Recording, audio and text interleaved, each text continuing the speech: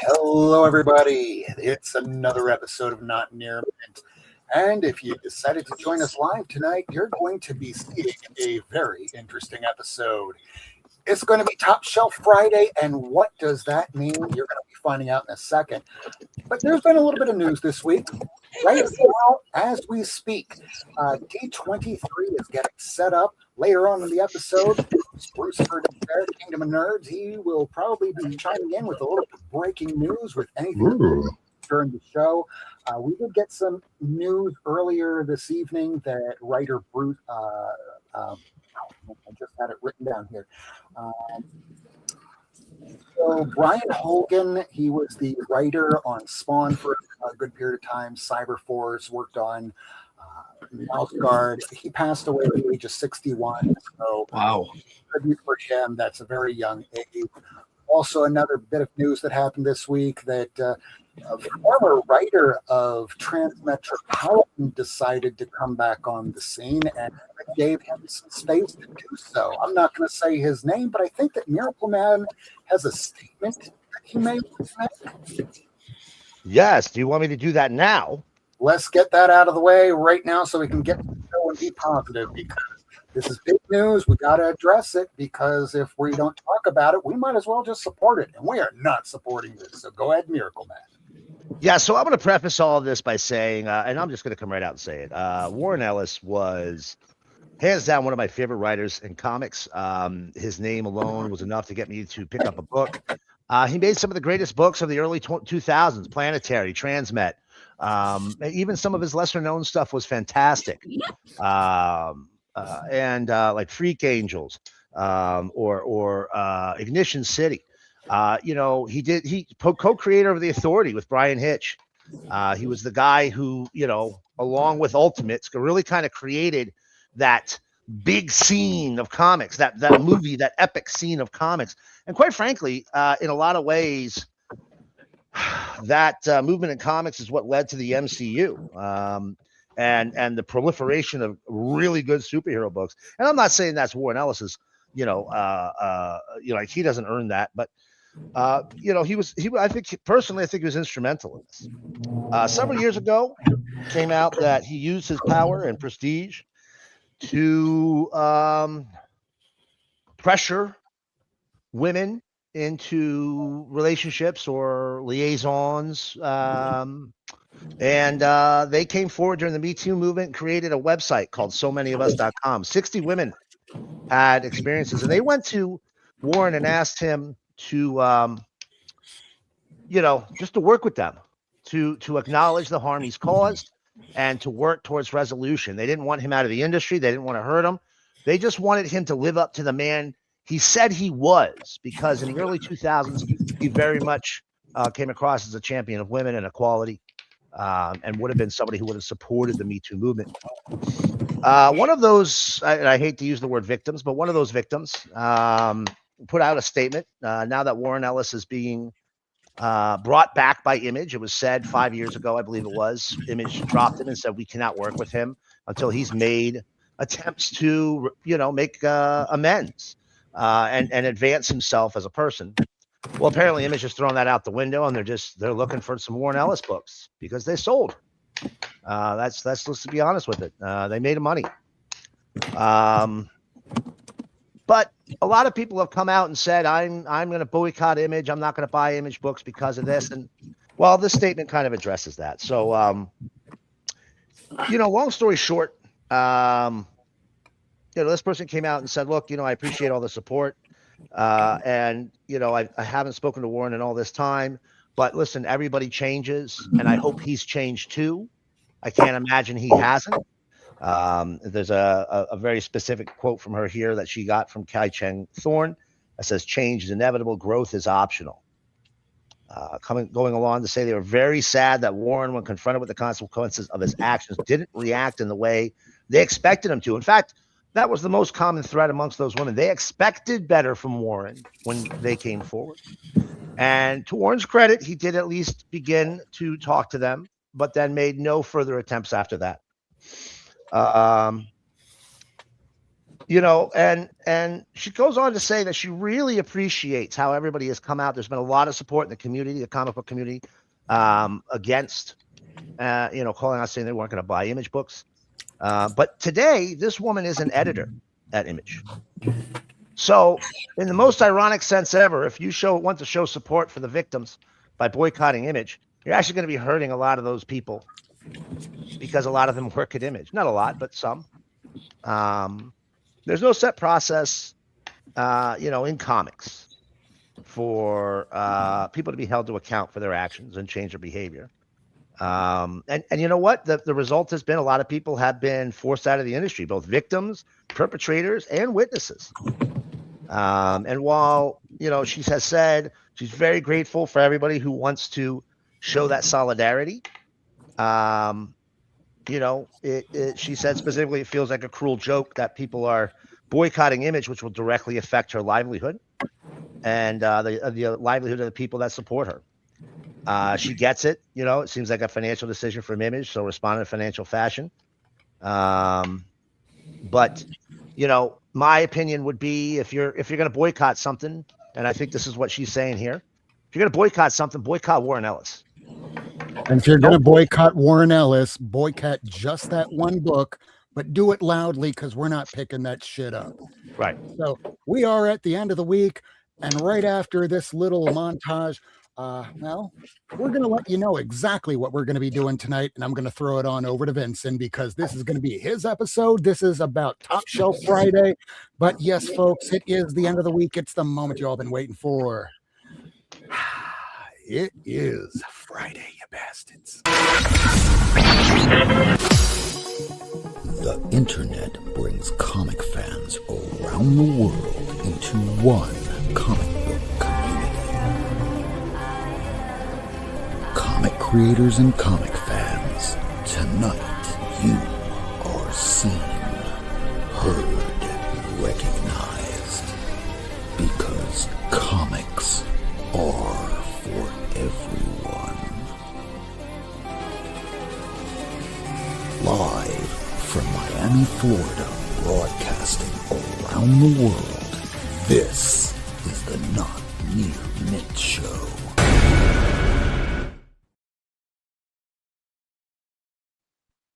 All right, so there we have it. That's the beginning of our show. We had the statement on that guy that we're not going to be picking up books from anymore. Let's talk about some positivity because it's about Top Shelf Friday, not necessarily the biggest books in the collection, but things that are, I don't know. How about we throw it over to Vincent and he'll give us the explanation. Who are you, Vincent? What you do on your blue sky? And how is it going to relate to the show tonight? Yes, Top Shelf Friday has been going for a few years now. Started in the evil other place. We brought it over to Blue Skies. I absolutely adore how many folks on Blue Sky look forward to it. You know, like how, you know, like, oh, I've got mine all ready to go. Like, you know, like earlier in the week.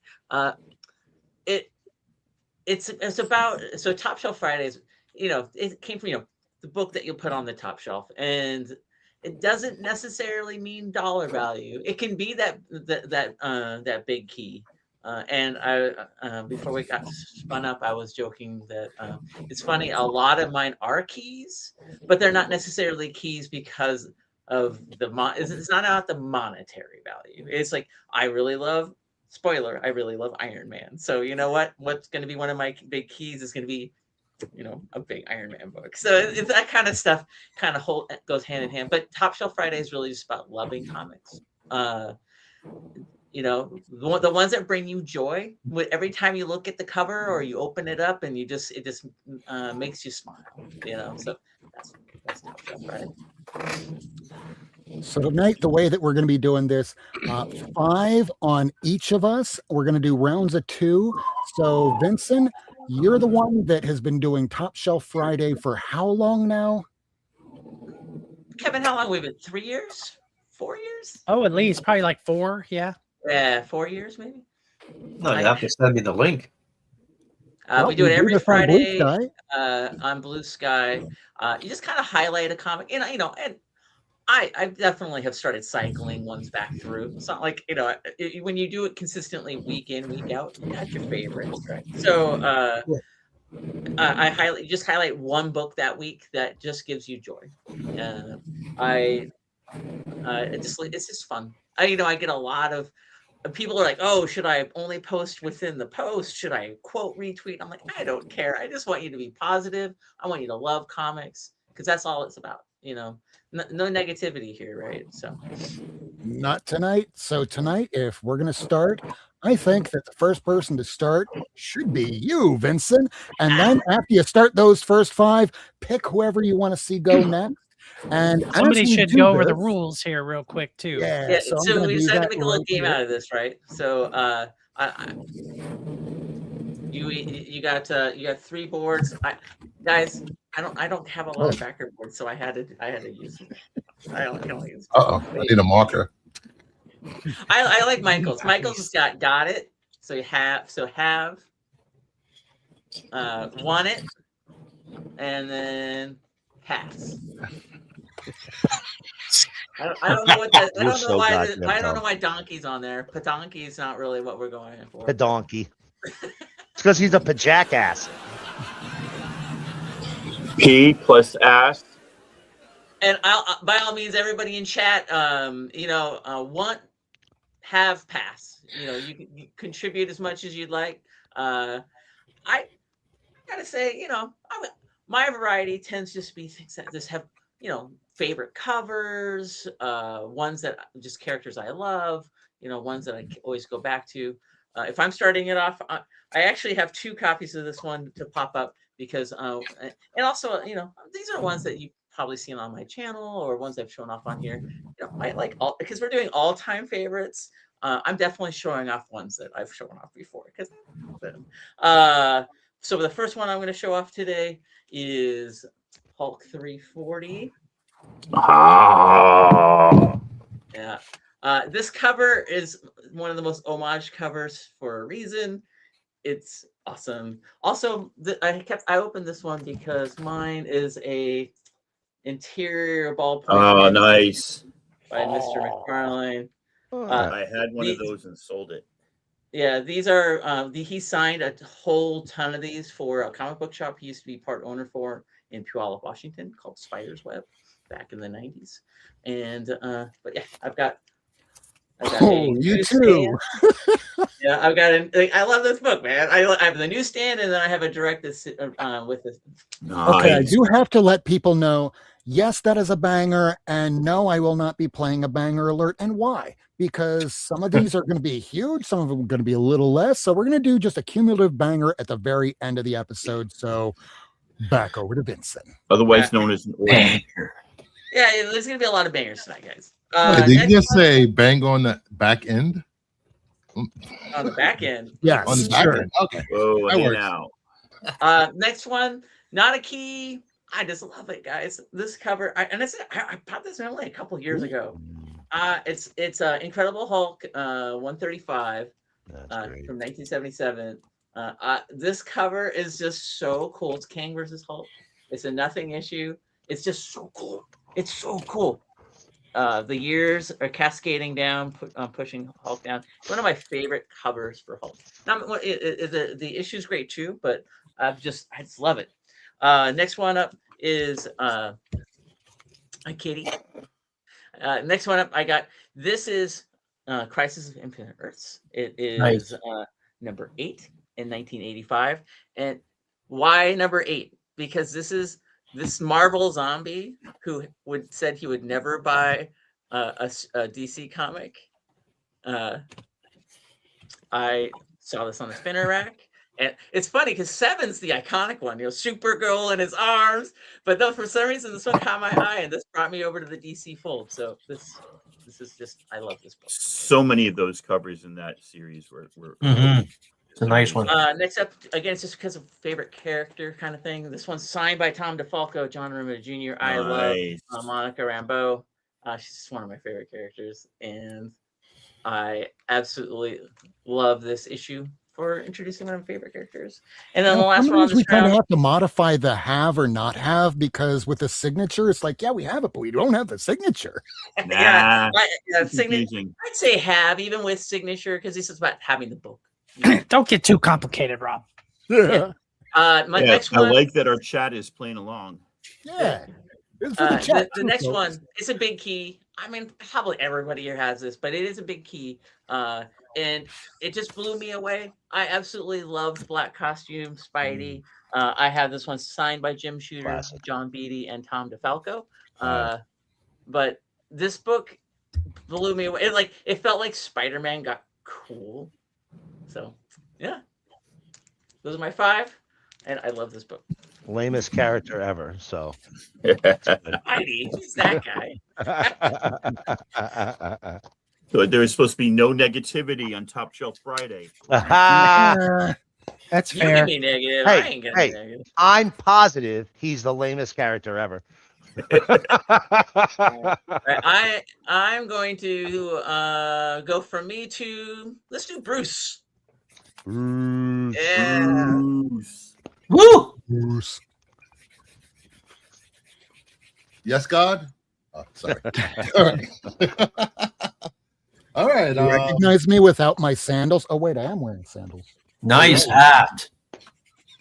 Oh, Canada. I actually got this hat while I was visiting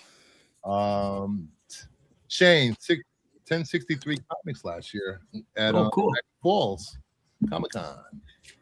All right. 10 books. Very hard to pick 10 books, but I decided to go with covers or things that I like. Yeah, we're gonna do 2 rounds of this, Bruce. So you get 5 this round, 5 next round. I love homages. I love metal. I love homages on metal. So let's do a Transformers homage on a Mark Spears metal book.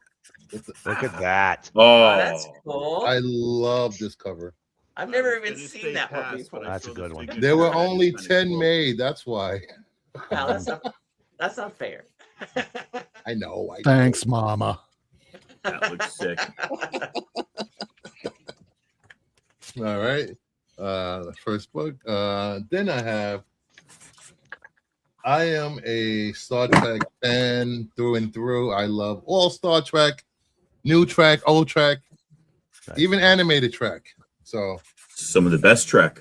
Right kind of nerd. It's great. Anime Trek's great.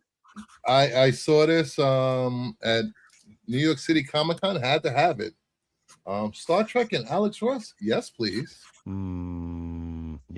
Oh, yeah. Such I like a the great gold key cover. style on it. love That's this cover. cool. Yeah. Is that metal? I'd buy that No, for not $1. metal. I like that. Nice. I All love right. you're showing stuff that I've never seen. Oh yes. What's that? Two. All right. This cover, I love it because it's going to be the only time that my name actually appears on a comic book in any form. Mark Spears Monsters #1. Evil Dead homage, and you can't see it. My name is there in the middle somewhere. Kingdom of Nerds. Kickstarter. Very cool. No, this is this was a fifth printing. That glow in the dark? No, it doesn't, but it should. How's your name on it? Because me and Mark are friends. Mark Spears. They're cool. They're cool with each other. Yeah, very cool. It just happens that my family is from the same state he lives in. Good old boys from What part? Alabama. What part? I live in Alabama. Montgomery, Alabama. Okay. And I'm in Mobile. Vegas. Ooh. I've been to Alabama twice, and both times I did not have fun. All right. Oh, you should this come to next our book- show in May. It's really, really good. Ooh, I haven't searched for DCUs down there. It'd be something new to do. Yeah, because Mark Spears lives here. He sets up at that show all the time. Next book. I'm a huge fan of Chuma Hill. I don't know if you guys remember all of those Night Terror covers that came out all those variants. One of my favorite ones is the Night Terror Zatanna #2, Chuma Hill. Oh yeah. I love this cover. Oh, that was a great one. It's a cool cover. That's like that. nice. Sexy and terrifying at the same Yes. time. Yes, no, yes, yes. Right. Listen, you put Zatanna, you show me Zatanna in her fishnets, dude. I don't care if she's turning into a spider. I'd still smash. This is the evolution of those bugs from Starship Troopers. Right. And this one, last one. My mother was a big Harley Quinn romance novel person. She had thousands of those books. And when I saw this, I had to have it. Let's go rousing. DC's Harley Quinn romance is #1 with Apollo and Midnighter. That's Oh my god. That's cute. Oh, Yeah. That's a good one. What is that? like It's DC Harley Quinn romance is #1. This was a 1 in 25. I don't know how many stores were ordering 25 issues of Yeah. Amen. Harley Quinn romances. It was a $10 book. Right. Yes, it was a $10 book. I love that cover. that's awesome. And I am done. So who are you gonna throw it to next? I am going to throw it to Michael. Yay! I'm ready. So yeah, Fancy signs. like Bruce, difficult narrowing it down to 10. I'll show my first 5, but I really wanted ones that I did try to avoid the big name ones, like for expensive, and really ones that hit me home. The ones that I've read over and over again, the ones that still give me a thrill every time I read it. So I wanted to also represent a lot of the artists and writers I love as well. So I'm going to start with, I mean, it's an obvious one, but it is my favorite miniseries ever. It's a good book. Batman Year One. It's my favorite cover of Batman Year One. Do a lot of people have it? Yeah, good. It's just my favorite cover too. And I'm trying to pick ones that I love covers as well. So yeah, Frank Miller, David something. Mazzucchelli. Mazzucchelli. Wow. Wow. Wow. I wish that he hadn't quit comics. Mazzucchelli. I know. I agree with that. Okay, so another one. Him and Guy Smith, God, Guy Davis. I mean, go on, come on, Guy Davis. Guy Davis, yeah. I picked this one. I love the series of G.I. Joe. So from for the first 75 issues, it's so beautiful. It's so wonderful. Larry Hama took this toy and made it an amazing series out of it with characters and action and did it perfectly. And so I wanted to pick the one that hit me the most. Now there's the silent issue for sure, but this one, and with its art, I just 26. Origin. I just love it so much. And again, it's one I could read over and over again. I could read it every week and still love it. The art, the story, it's a perfect. Wow. Bruce is wow. Oh, it's so good. I have every issue of Joe, so the moment you said G.I. Joe, I'm like, half. 400 miles away without binoculars, and he's got a ninja escape hatch in his cabin. It is so good. It's so good. So good. I love it. Okay, so we're getting to one of my favorite artists of the 80s. Did he go downhill a little after the 80s? I think so, but your mileage may differ. But Frank Miller. Well, yeah, Frank Miller too. But but he's still at 300 though, so he still had something that I still love after that. This guy, he shaped a lot of our childhood. If you were alive in the late 70s, early 80s, I just love him so much. Hard picking, one of my favorites of his, but this little run. Very nice. Friend. And I love the cover, and I love the story. So yeah, so if I'm picking from this run, John Byrne. That is one of John Byrne's best runs, and Roger Stern's scripts are terrific in that. It's only like 8 issues, but it's fabulous. Yeah, 8. Bruce, bringing the heat. But there's a monster. I love that run. And I would also shout out to Joe Rubenstein, who's an amazing inker. I see him on Facebook a lot, and yeah, he elevated this art, and it was perfect for the horror style as well. Just he's a great inker for Byrne. He really understood how to put this stuff. And also Jim Starlin. Right? Which of us hasn't gone hill since the 80s? Downhill. Pass. I've gone hill. So I already spotlighted the guy's writing, but I do have to spotlight his art as well. Maybe not his best art, but it's one of my favorite covers of his. I also wanted to represent Spider-Man in this, so I was looking what Spider-Man would I pick and have I read over and over again, and this would be it. So this I love. Oh, this that's cover. nice. Ooh, nice one. I love Frank, and so this is a Frank Miller cover, and one of his earlier endeavors in Marvel, not his first, but beautiful. It's got Daredevil too, so I get a 2-for-1 for two of my characters. I love that. Yeah. Same pass. This is supposed to be positive and pass sounds so mean. Hey, but not every book's for you. That's part of the fun. That's okay. And then this one I would be, most people are going to pass on this, and that's totally okay. But I had to represent this because I love humor. I love this run. It makes me smile. It made me smile then. And it was really hard to pick one issue because they do blend together a little bit. There's no classic issue of this run. But I picked this because I love the character and it's an introduction of this character. So I had to get Gru in there. Oh, nice. That's pretty cool. And Chakal. So that's pretty cool. Kevin, One of my favorite characters. That's great. Yeah. Yeah, that series is so fun. A couple I just people have recently it. got that too. I was at a comic shop that had every issue for like $3 to $5, and I was very tempted to just I buy would have them gone. all. Especially But I was like, the later issues, they're so unaffordable. So if you could have got those for $3 or $5, it wasn't like a whole run. It was like a short box. Oh, So yeah. it was a good chunk of the run, I should say. it's worth anything above the like last- I'd say 90. Get it, yeah, for sure. Yeah, Okay. the last 20 or so of that epic possible. run are expensive. Yeah. So those are the ones that give me the most pleasure. All right, who are you going to throw it to next? Oh, sorry, I'll go Miracleman. Thank you so much, Michael. I just want to point out that I appreciate you so very much. Your Canadianness, your love of back bacon, your Maple syrup, your poutine flavored fingers, all these things. I love it. How many? I love fucking poutine. All right, here we're gonna go. I love you too, Miracleman.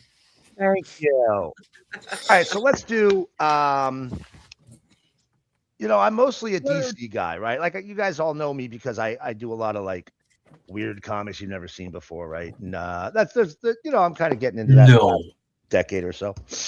Well, not like you, Lyle. And just wait. Here's this book. There's one of 7 in the world. I love you, man. I love you. But a significant portion of my collection is DC, and from the Marvel side of things, there's one group of characters that have always really held my attention. And here we have the Avengers number 70, the first full appearance of the Squadron Sinister. Woohoo! Now I also have issue 69, which is their first cameo, and that one's autographed by Roy Thomas. But I had to show this one off because this is what really, you actually see Squadron Sinister fighting the Avengers. And as in case you don't know, this is the evil Justice League of the Marvel Universe. They're from an alternate Earth. Here's your Superman. Here's your Flash. Here's your Green Lantern. Here's your Batman.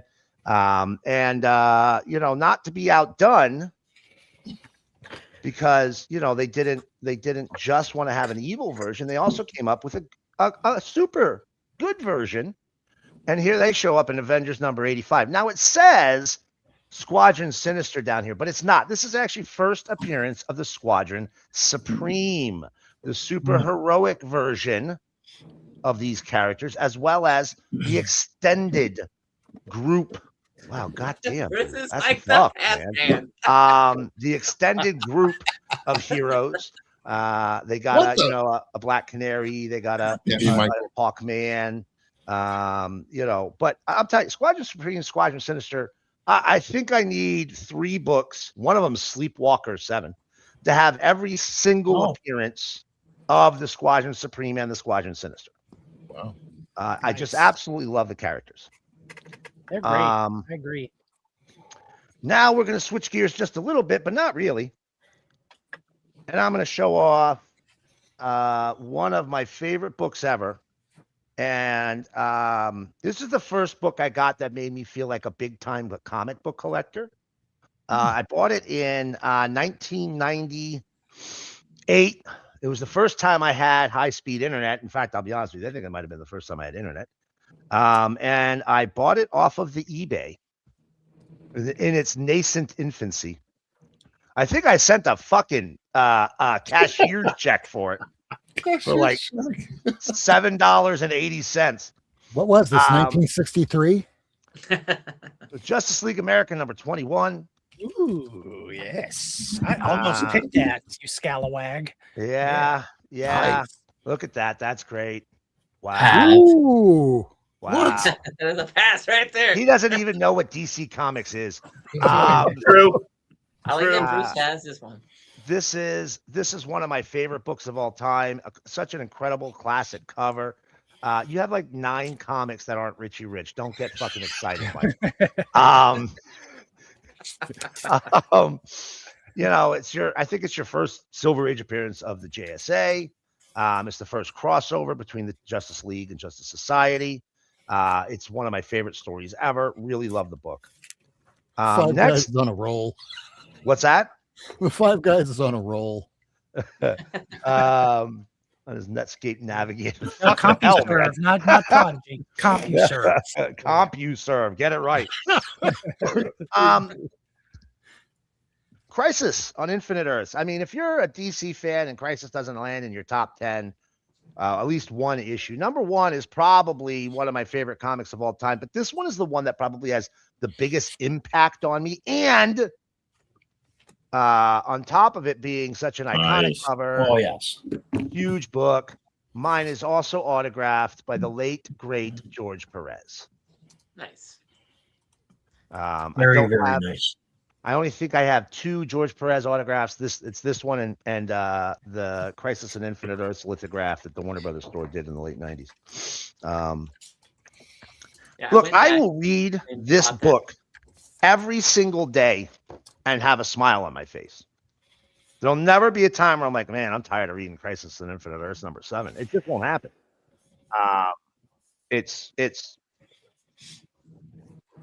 Supergirl impacted me as a young comic reader in a way that nothing had prior to that. Now, this is 1986.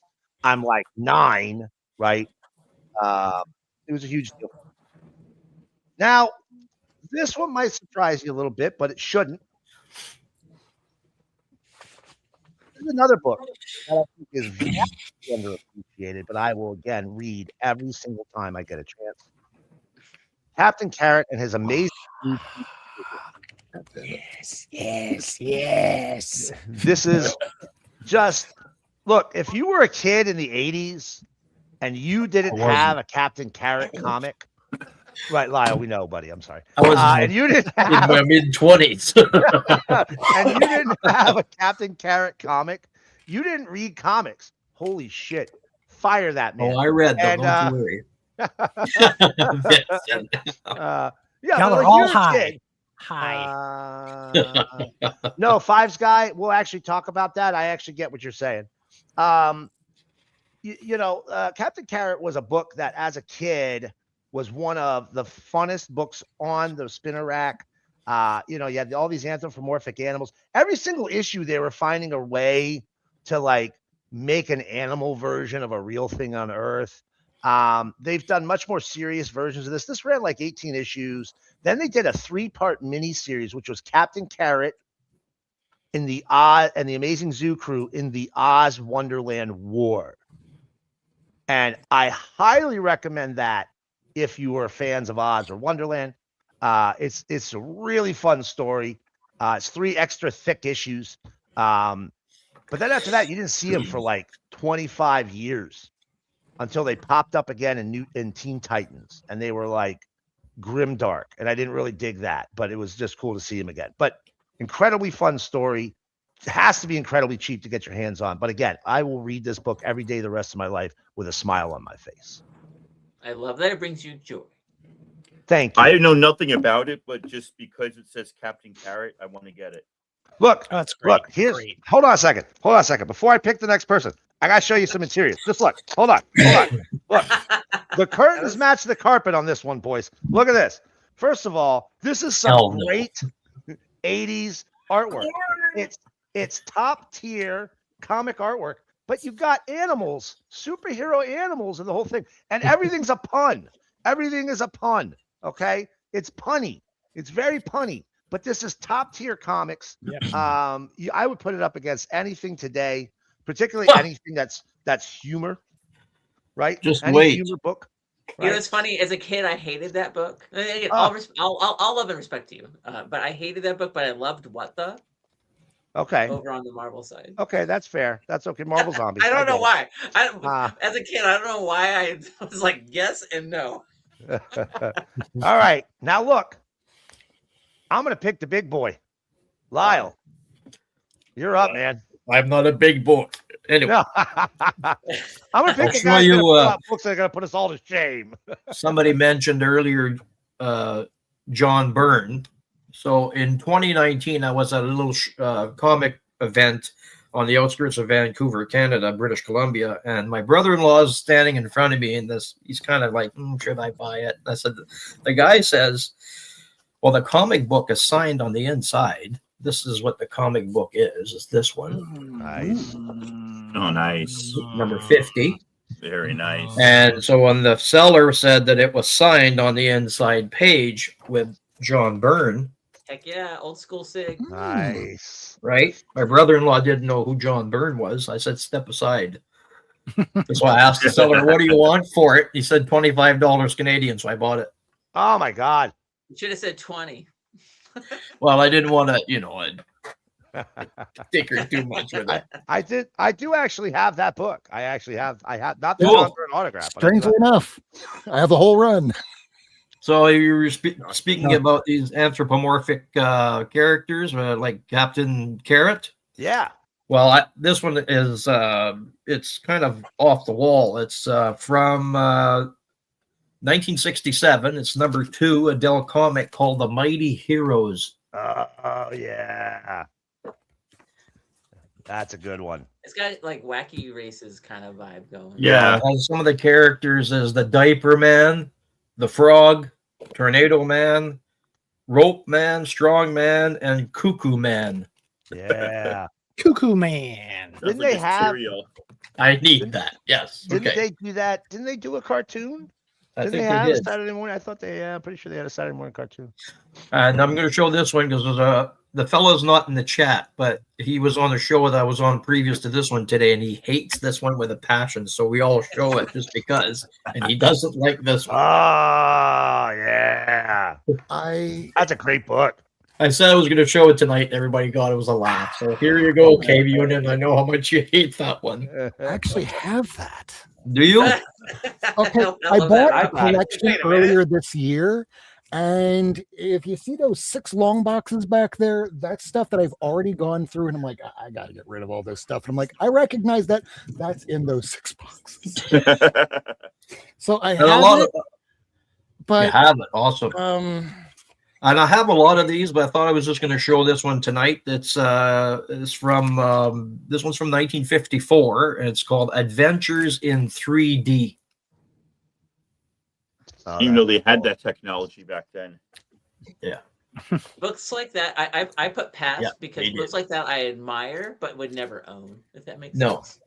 And then they had I admire this one's also a Dell comic. It's number 2 from 1963, and it's supposed to be fairly scarce because this is the only one I've had in my collection that I haven't seen any other. It's called A Private Secretary.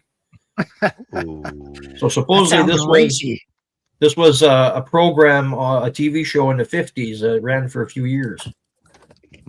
She's forced You to make want it. a desperate choice, Oh. Lyle. I know. And so Bruce was showing some Star Trek stuff. So this is just going to count as one, but there's a few of them in here. It's a comic album from France. It's number 2, and the books that are in here are from 1972 and 73. Ooh, that's God, cool. look at that. Cool cover. Oh my Yeah. god, that's cool. I'll be back. I gotta go clean my pants. I'll show you the the inside cover looks like this. Oh, interesting. Oh, Interesting. Wow. That's awesome. That's gorgeous. Okay. And I'll show you the other issues they have in here.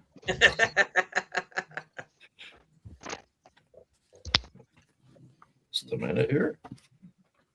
Hold on a minute.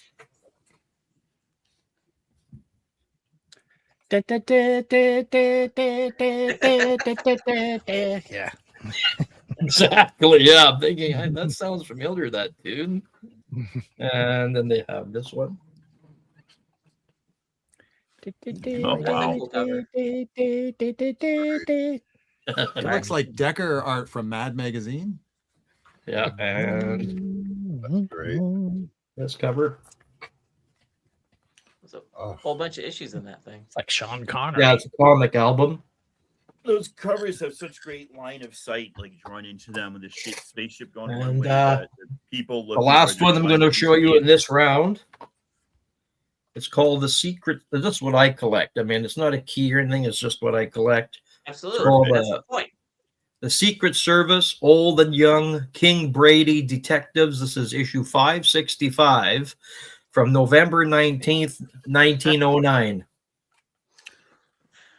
1909. I'll take anything from 1909. Yeah. I have a lot of this stuff. I love it. Okay, that's all, unless you want me to carry on and show you some really scary stuff. Now you get to nominate who goes next. Yep. Anybody want that kind of stuff? It's just me and Tacoma, I think. That's and Rob. And Rob, yeah. Michael, you already went. Lyle, you got to pick someone. Oh, I'm sorry. I got to pick somebody. How about the Kevin, Tacoma, Tacoma? All righty. So this first batch, and I hope I got my lighting right. You might have seen me playing with it earlier. Are just books that like nothing's a super key or anything, but just books that like are near and dear to my heart. 4 older ones and 1 newer one. This first one, Elf Quest #1, signed by Wendy and Richard. Cool. And yes, It's also I have the black and white original warp graphics. I at one point had German editions I had to sell when I was out of college and needed money.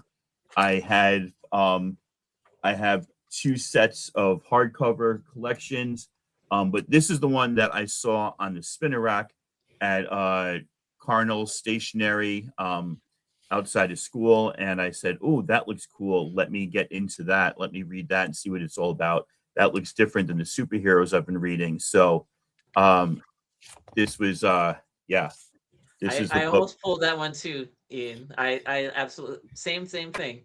That was the book that started one of my loves. This,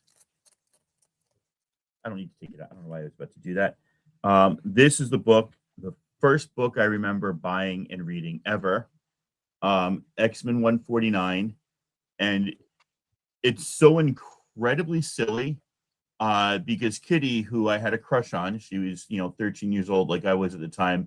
She was wearing striped leggings over gold lame, other leggings with green shorts and roller skates. And she stowed away on the SR-71 Blackbird to go on a mission with the guys.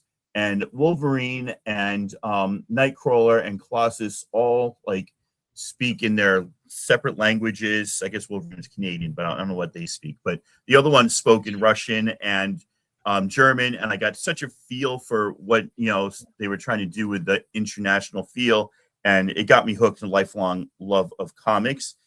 Speaking of Kitty, I could have chosen anything from this series, but I absolutely love this series because to me, this was like a teenager like myself, again, Kitty Pryde, who again stowed away to find out the evil dealings her dad's bank was into with the Japanese businessmen in the 80s. And she basically helped Wolverine accept some facts about himself. He goes into berserker rage to kill the immortal Ogun, the ninja, but Wolvie is able to come out of it at the end in issue 6 and Kitty's able to be like, you're not crazy, you're not an animal, you know, you've gotten past that, you're able to control the berserker rage, and that just imprinted on me as a kid so well. And even though this next one isn't X-Men, it's got an X character in it. This one right here, Spider-Man versus Wolverine. This one I am going to take out because I want you to see this is my original copy with all sorts of like stains and rips on it. There's something about this particular there you go. This particular book, I felt like nothing captured the spirit of Wolverine or the spirit of Peter Parker better than their characterizations in this particular issue. This is one that I will read over and over and over. Wolvie basically, that book was 1984. I think so. Yeah, 83, 84. That book I remember buying it when it came out. $2.50, guys. That book was expensive. It was. Ian, I had only $1.50 on me when I went to the spinner rack. $2.50. I rode home and begged for $1 to ride back, praying it was still there. There was one left, and I read it over and over and over. Wolvie, who we know a $10 book today, immortal and had lived a long time, had been friends with the CIA and people, and Russians were out to kill his friend Charlie, and we find out Charlie is Charlene, a woman that he had a past with, and Spider-Man followed Wolverine thinking he had done something he hadn't, followed him to East Germany. Ladies and gentlemen, Germany used to be split down the middle, East and West. That's for the history. And got caught up and realized that because Spider-Man was a hero, he was not on the same level of a killer that Wolverine was. And yeah, it also features the death of Ned Leeds, the Hobgoblin, I think. I don't know much about Spidey goblins, but one of the Goblin people, one of the Goblin gang, I think they were called the Goblin Gang, right? One of the Goblin Gang died in that, and then Spidey got upset or something. All right, and so the ones are modern, but I just thought this is so cool. My wife is Chinese, and she introduced me to the concept of lucky money, or Lai Si. And this particular issue, I just ripped another bag. Every time I take this out, I rip. The cover is like a lucky money envelope, and that's a great gimmick. That is when you are, it's like the first time taking it out. It's still shiny foil there too. You have to wipe it down later. The prince. Yeah, it's just they actually did another issue like this too. I've got both of them, but this one just really got to me because I remember being introduced and being told when I first met my in-laws, you're going to get this slicey, this lucky money. Don't look inside. Don't see how much it is. So you get home, telling the white guy all the things not to do to offend my wife's culture. And that you'll only get this until we're married. Then we're expected to give it to the younger people at the family gatherings and stuff. So those are my 5. Definitely love the concept behind this. It's a gimmick, but it's an awesome gimmick. I will say this, a little fact. CGC will grade it inside the envelope. Oh, really? Yes. You have it? Do you have one? Really? No, I do not have it graded, but I have seen it graded. That's cool. I don't grade, but that's cool to know. Thank you. All right. You have another copy of that? Of this? Yes. I know. I have. They did a different one. They did another in this cool. series. I'd have to go look for it though. This is the original, and this is Monkey Prince number 1, which I did read. It was okay. Wasn't great. Thank you. Who are you nominating? Oh, let's go see what Kevin's got. Kevin! Yay! That way we can end with Rob for round 1. Well, I have carefully curated my selection to illustrate the evolution of me as a collector and a lover of the books. All right, so that's great. I love it. I love it already. I'm gonna start with the spinner rack era when I was younger and seeing the books on the spinner rack, and the book that enamored me the most that I bought on the spinner rack, of course, Teen Titans number 1. Oh yeah. Oh, Nice. yeah. When this came out, it was magical for a 10-year-old. I mean, this is DC's answer to Uncle X-Men, which was so popular at the time, and I can still read this series to this day. What? Communist. Actually, Kevin, before you go any further, can you stand up? Because I need to make something very clear. I love that shirt. Oh, yeah, my Ghost Rider shirt. Yeah. That's a good one. Damn, that's I would. Heroes Con, right? I got this at Heroes Con, yeah. Yeah. Is that a Ghost Rider? Kevin, I would be listening, but I'm going back to see who said pass on my comics in the chat so I can keep them in mind. What? Okay, I won't be Charge him personally more. offended. Why is Ghost Then, Rider on a horse? in 1983, It's the original the Ghost Rider, dude. first comic book store in my town opened up, and the book that was the hot book at the time that everybody had to have, and I waited in line diligently to get it. And when I read it, I was not disappointed. Of course, Thor. Nice. Yeah. Excellent. Beta Ray This is Bill, so Walt cool. Simonson, Surtur, Thoom. I mean, Gonna how have to can you change not like mine that? now. I had it in my list. I'll change it. Is this the first one where everyone? Oh, has did it? you? Well, we haven't had any repetition so far. That's been good. Next, there's nothing other, about this book that really identifies me other than I just love it. I love Bruce Timm. I love this era. I love the Batman animated show. Mad Love. God love Mad Love. Classic. Yep. I love Bruce Timm. I wish he did more. And his version of Batman is, for me, the definitive version of Batman. Y'all know probably by now that I'm not a huge Batman fan, but this style is the exception to that. I know.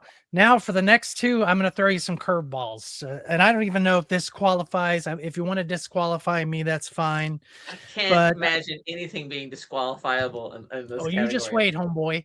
Unless you So- hate it. And do you So secretly this hate it? one, I had to pick something, but this is going to represent for me what is the greatest comic book series of all time. And Oh, y'all- X-Men. y'all- Okay. Y'all are going to disagree, maybe it's other than Titan. Tacoma. All right. But this is Right. volume 1 hardcover of Usagi Yojimbo, Nice. which is the greatest comic in the history of comics. It's up there in my top 5. For I sure. Start kinda to agree. finish. I've got, Oh, I've you got, got to read this. Very respectfully pass. I've got the whole and I set love it. of hardcovers. I buy the limited edition hardcovers We're on every the same time. page. So all of them are signed and numbered by Stan Ooh. Sky. And Oh, some have nice. remarked and some don't. There's Nice. like That's really nice. 40 of these. That's my tattoo. My Mine wife, isn't I like showed that. her my Usagi book since I finished my room. She saw the little sketch that Stan did on my Usagi #1. And she's like, oh, I could take a picture and sketch that for you, take it to the tattoo artist. I'm like, I don't just say Usagi and they know what I mean. She's like, no. So I love Usagi. He hasn't lost a step as far as I'm concerned in the 40 years that he's been creating this. Did you Same wanna with see- Stan's the Sergio. guy is the nicest Have man you in the seen world. the Netflix animated show? I It's have not even not Usagi. because I'm a hardcore purist, and Tacoma might be able to relate to me on this. I mean, there's the Kaito series that's come out over the last few months. It kind of takes place in the 80s, and I'm just not digging it. I'm not. Oh, I hate to say it. I did not like the TV show, but I'm loving the Kaito series. Are you? Yeah, I'm not. It's refreshing. I love it. Because All it's right, still so- Usagi. It is. All right. Forgive me on this last one, but for number 5 of my first lot here, I've selected something that isn't even a comic book. Uh-oh. Because there's probably one thing that is more nostalgic to me in my childhood and my teenage years than comics, and it's old school Dungeons and Dragons. So I had I had to pick That's my cool. favorite adventure module. I have a nice collection from like 1978 to 1982. It's like a 5-year window. That's all I buy. I love your D&D collection is fantastic. So And mad respect. this is one that I picked because it's, sorry, my camera's reversed and it's messing with me, but this is my favorite adventure from that era. So I picked that as a representative. Clear boards, of course, on these because they all have artwork on the back. Yeah. Jeff loves it. Not huge bangers. Maybe some of y'all were expecting from me. I got a couple of bigger bangers on the second round, but that's it for the first one. So I guess by default, Rob, you are last and certainly not least. All Not at all. right, then in that case, I will hand over control for the panel for showing the chat, and let me I got grab it. those first 5. So let's see here. 1, 2. My first character was a 3, 4. cleric, Jeff, when I was about 12. Okay, so the very first book that I ever wound up really getting as a kid, or at least one of the ones that I first remember reading, I was 7 years old. My parents went, "Hey, Rob might wind up being gay because he doesn't talk to any of the other boys at school once we moved over to Broward." So when I'm going to school, they're like, "Okay, he's drawing, but he's weird." They didn't have a word for autism then. Fine. So they flew me out to Colorado to go hunting with my uncle, and he accidentally shot me. So I was in the hospital. And if you ever remember Pulp Fiction, that portion when Marvin gets unalived in the back of the car, and you get to hear the line of, if my wife finds out that there's a dead guy here, then I'm going to get divorced, and I don't want to get fucking divorced. It was almost the same line that my dad used. So my mom passed in 2023, never knowing that I was shot by her brother. But while I was in the hospital, my dad started going to a local CVS and a comic shop that was around the corner. And the guy gave some suggestions for a 7-year-old kid to read. This was one of the first books that I remember reading. In fact, this is the exact copy. It was somewhere in the back of one of these boxes pass. Wow. Okay. So yeah, this isn't a huge banger or anything. Yeah, it was made into a TV show, although it was completely different from the book. But as a 7-year-old kid, when all you were watching was Masters of the Universe and Transformers, maybe a little G.I. Joe where nobody gets shot, this was a revelation, and I loved it. And one of the other ones that he brought, and I'm going to count this as the same book because it's a 2-part story. It's The Death of Professor Zoom. Reading this, wait, people can be unalived in a comic book? Rob, you're only 7. You have so much to learn. So So as I started learning, I come home from school one day after not exactly getting, I have no idea. Okay, I'll get to that later. So 7th grade, I try out for the volleyball team and I fail terribly because I'm a kind of overweight kid now. So I come home. What's there on TV to watch? Batman the Animated Series. Wait a second. Is there like a comic book of this too? Yeah, they're putting out something called Batman the Animated Series. So it was the very first series that I ever wound up completing. Every single issue.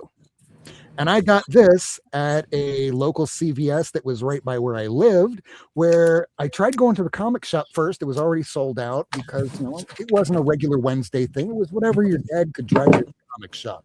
He couldn't do it, so I rode my bike 2 miles to get this, and it was the last copy. A little bit of a spray on it, but hey, I'm happy with it. Now, very nice. A little bit older. Thank you. Pass. Cool. Obliterated my bingo card as well. It happens. So this was a book that I got from my parents for my either 15th birthday, and as it would be 10 years ago. 10 years ago. Jesus, this must have been 1994. I'm kidding. So most people, when you wake up for Christmas when you're a kid, you're expecting large boxes. If it wasn't something the size of like this, I really didn't care. And hey, 40 years later, nothing much has changed.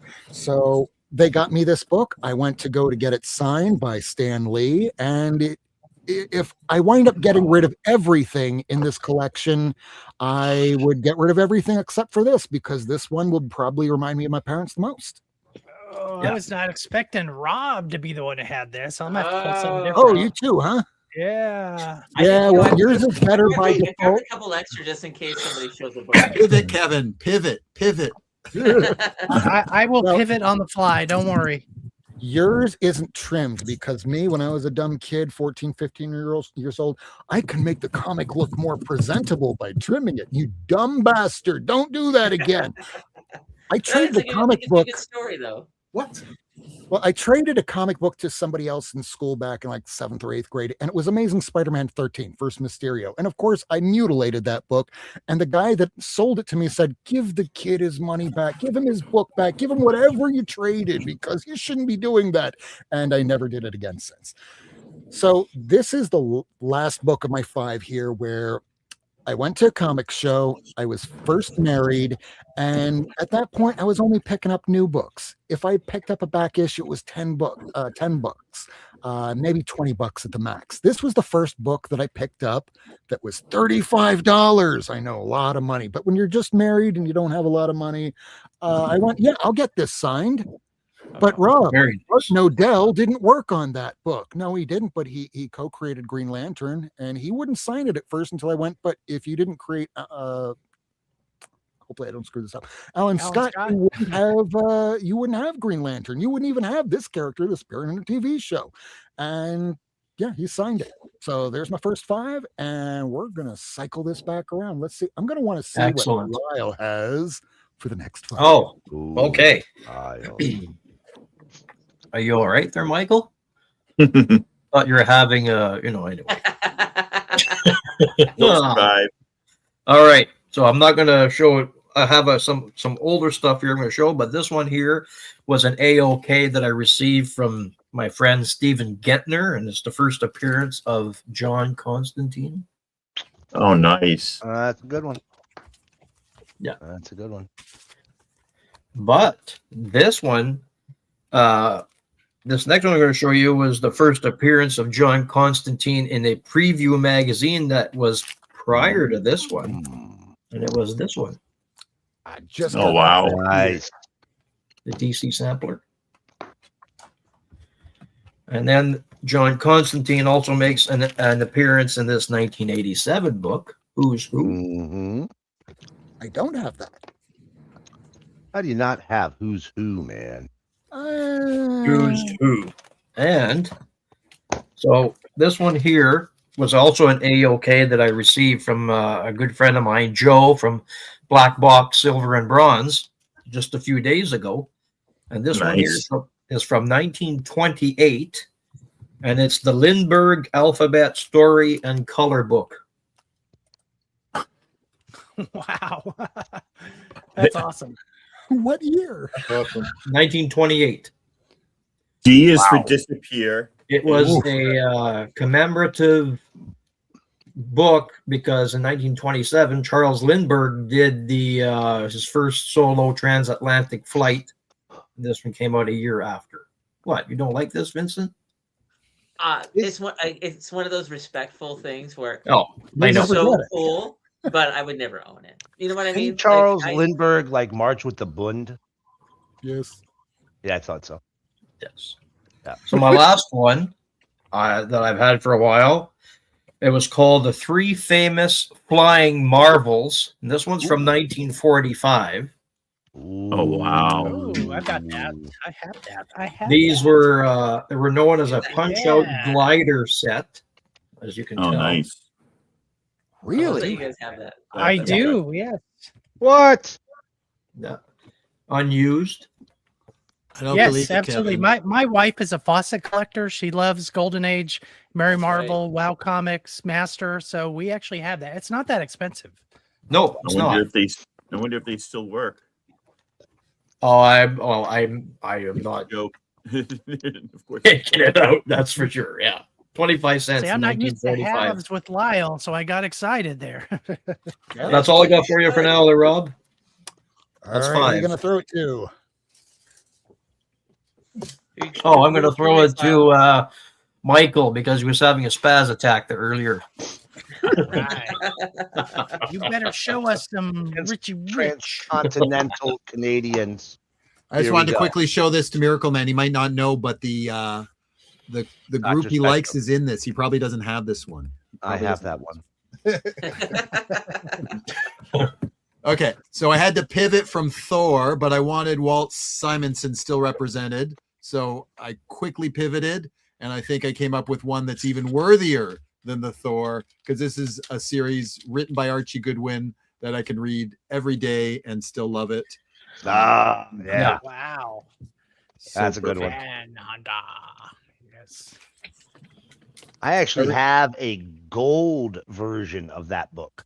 Oh, I remember when my gay uncle shot me and gave this to me. That's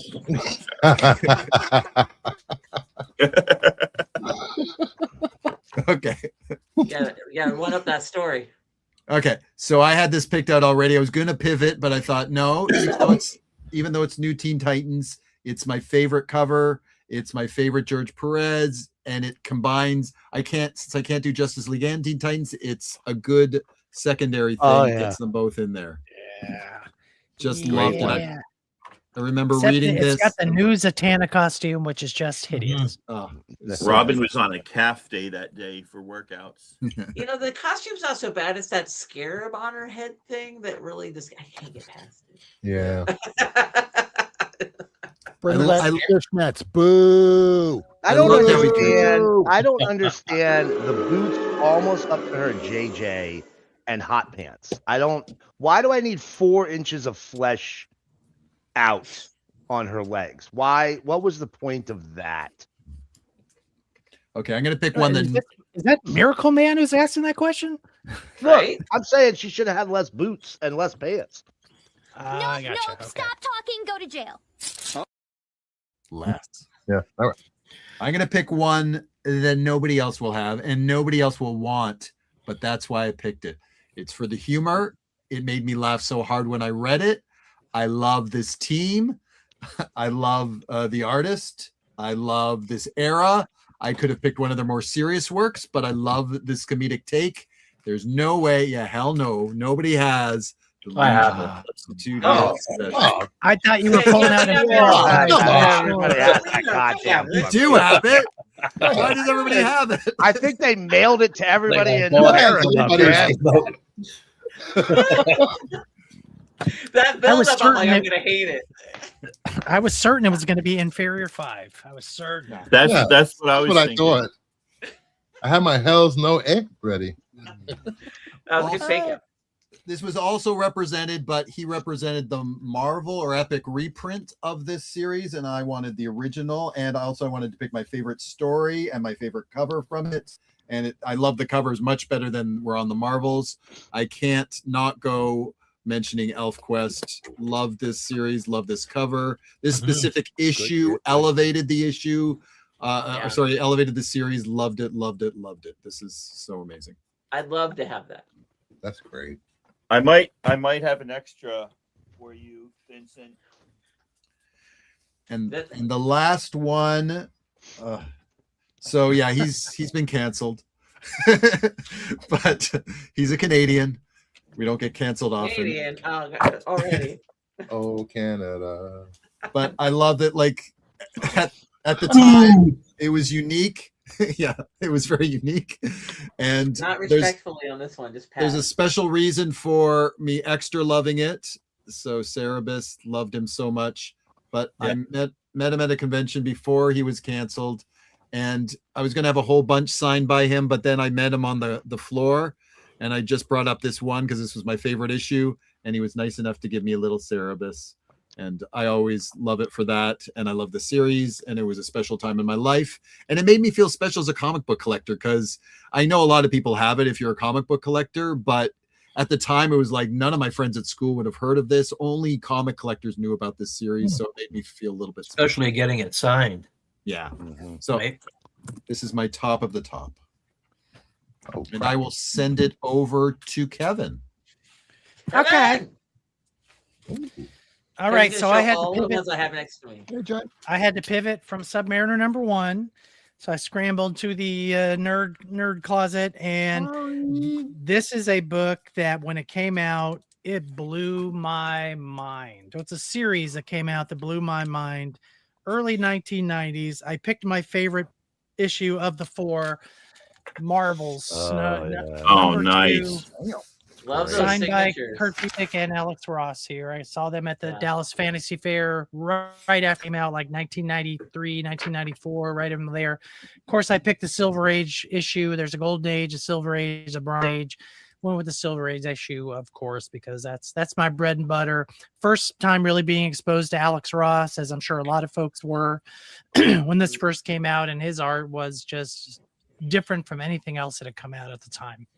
If people haven't read that, go pick up that Marvel series. It's so well written. And Kurt Busiek, follow him on Blue Sky. He just tells great stories. Oh yeah. Yeah, he's really fun. I'm really shocked that no one else made me realize that I like. I'm glad you have the Flying Marvels. But I bet you I've got something here you guys don't have either. Just wait.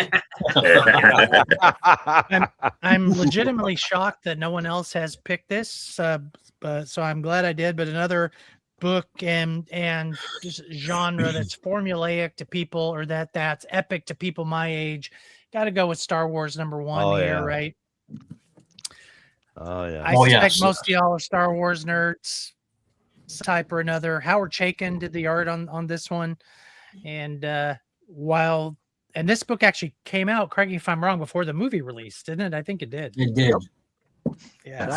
So there were some inconsistencies with some of the characters, but nevertheless, I mean, it started the genre that still exists to this day. I think at this point, Vincent's trolling us. Yeah. I won't lie. I think he's. I didn't expect him to be the most negative. Respect. Respect. All right, bitch. I know you're not going to respectfully pass on this. She says. Damn.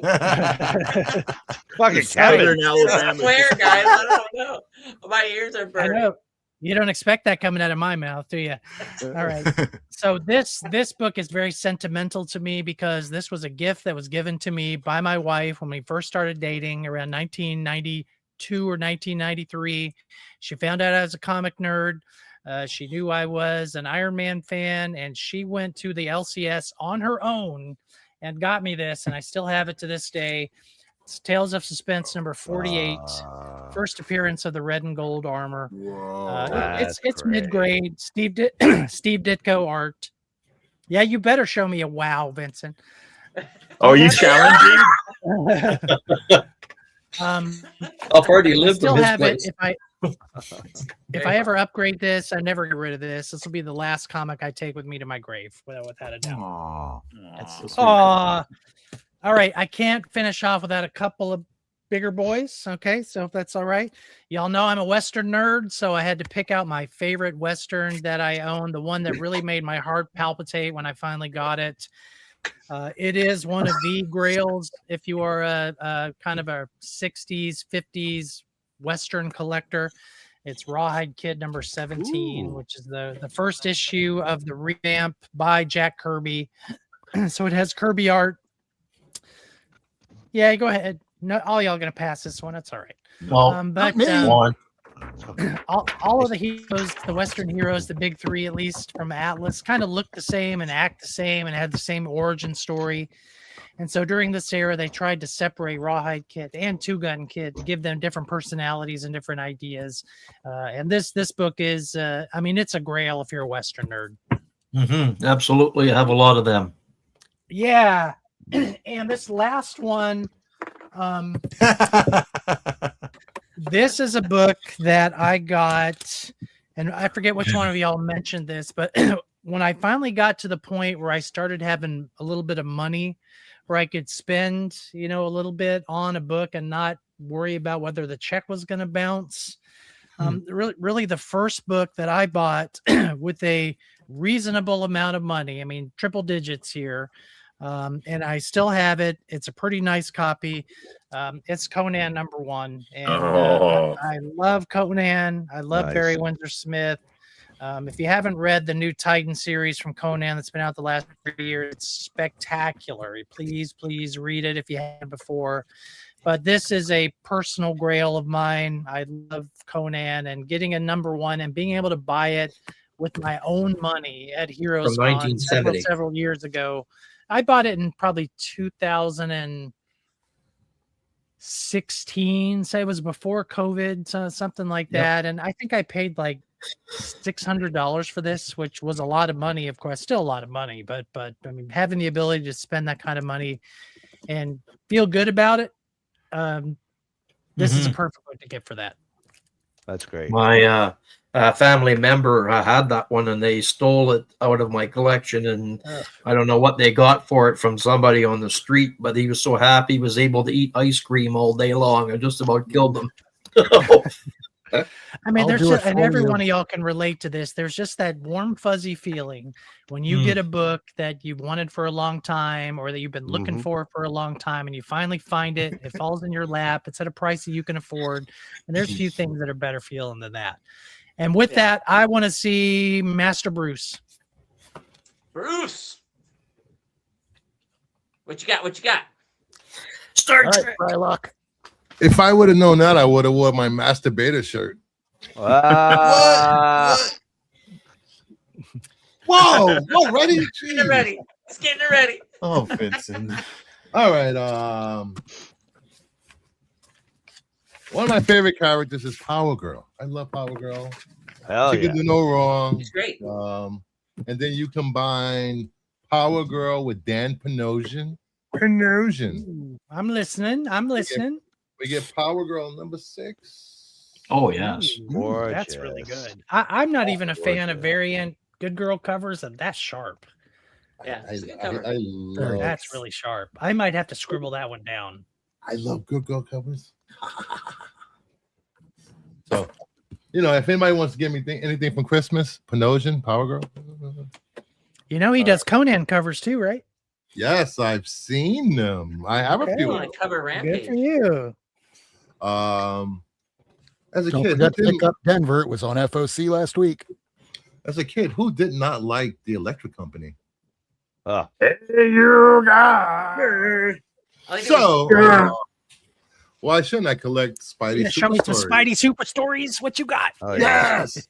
I have Spidey Super Stories 31, My Little Star Wars homage. That's a great one. Love it. Oh, it's awesome. At some Probably the point, best I want one to to get get. on a hike. Want on that, absolutely. Yeah. Yay. I would love that. I love this cover. Oh, look who wants one. So Who wants cool. one? Oh, look who crawled out of his never wanted it again cave. All right. This book. Yeah, I'll go with this one. Maybe. This one? All right. This book started the beefcake craze in comic books. Tim Drake, Robin number 7. This book is, I guess, still a ghost. The Cunha. Oh, that's his arm. Yeah. That's his arm. That's his arm. I love anime, and this is very anime inspired. Yeah, very anime style. In the eyes. Not easy to find. Not easy to find at all. I mean, you can find it, but you're going to be paying through the nose for it. All right. High School Superman, Death of Superman. Hurt a lot of comic book fans back then. We didn't know Superman was coming back. I mean, we did. You know better now. Yeah, we did. I don't know. Me and my friends wore the armbands to school because we were cool. I love that. That's great. So, Funeral for a Friend Part 3. This is my favorite cover where all of the heroes are at Superman's funeral. This one? Oh, yes. Yeah, I love this cover. It's probably one of my favorite covers from that run.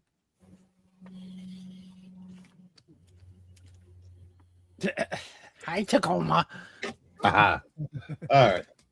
And my last book. What is that, Michael? We are getting a lantern show this Sunday night, this coming Sunday.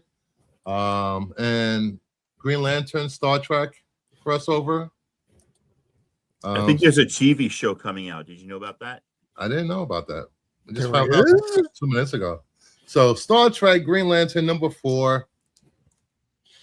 Oh wow. I have no idea what that is. Oh, jeepers. I don't even know what it's saying. That's so cool. It looks more like Green Hornet than Green Lantern. It does. It does. And that is my last book. And Oh my God. let me see. Miracle. Miracle. It's gonna be all corn. Gonna It's be all time for corn. corn. Man, you there? Oh, he fell asleep. Well, he's taking a Miracle Man, so when he comes back, Well, I've got some boobs in my collection that I haven't shown yet.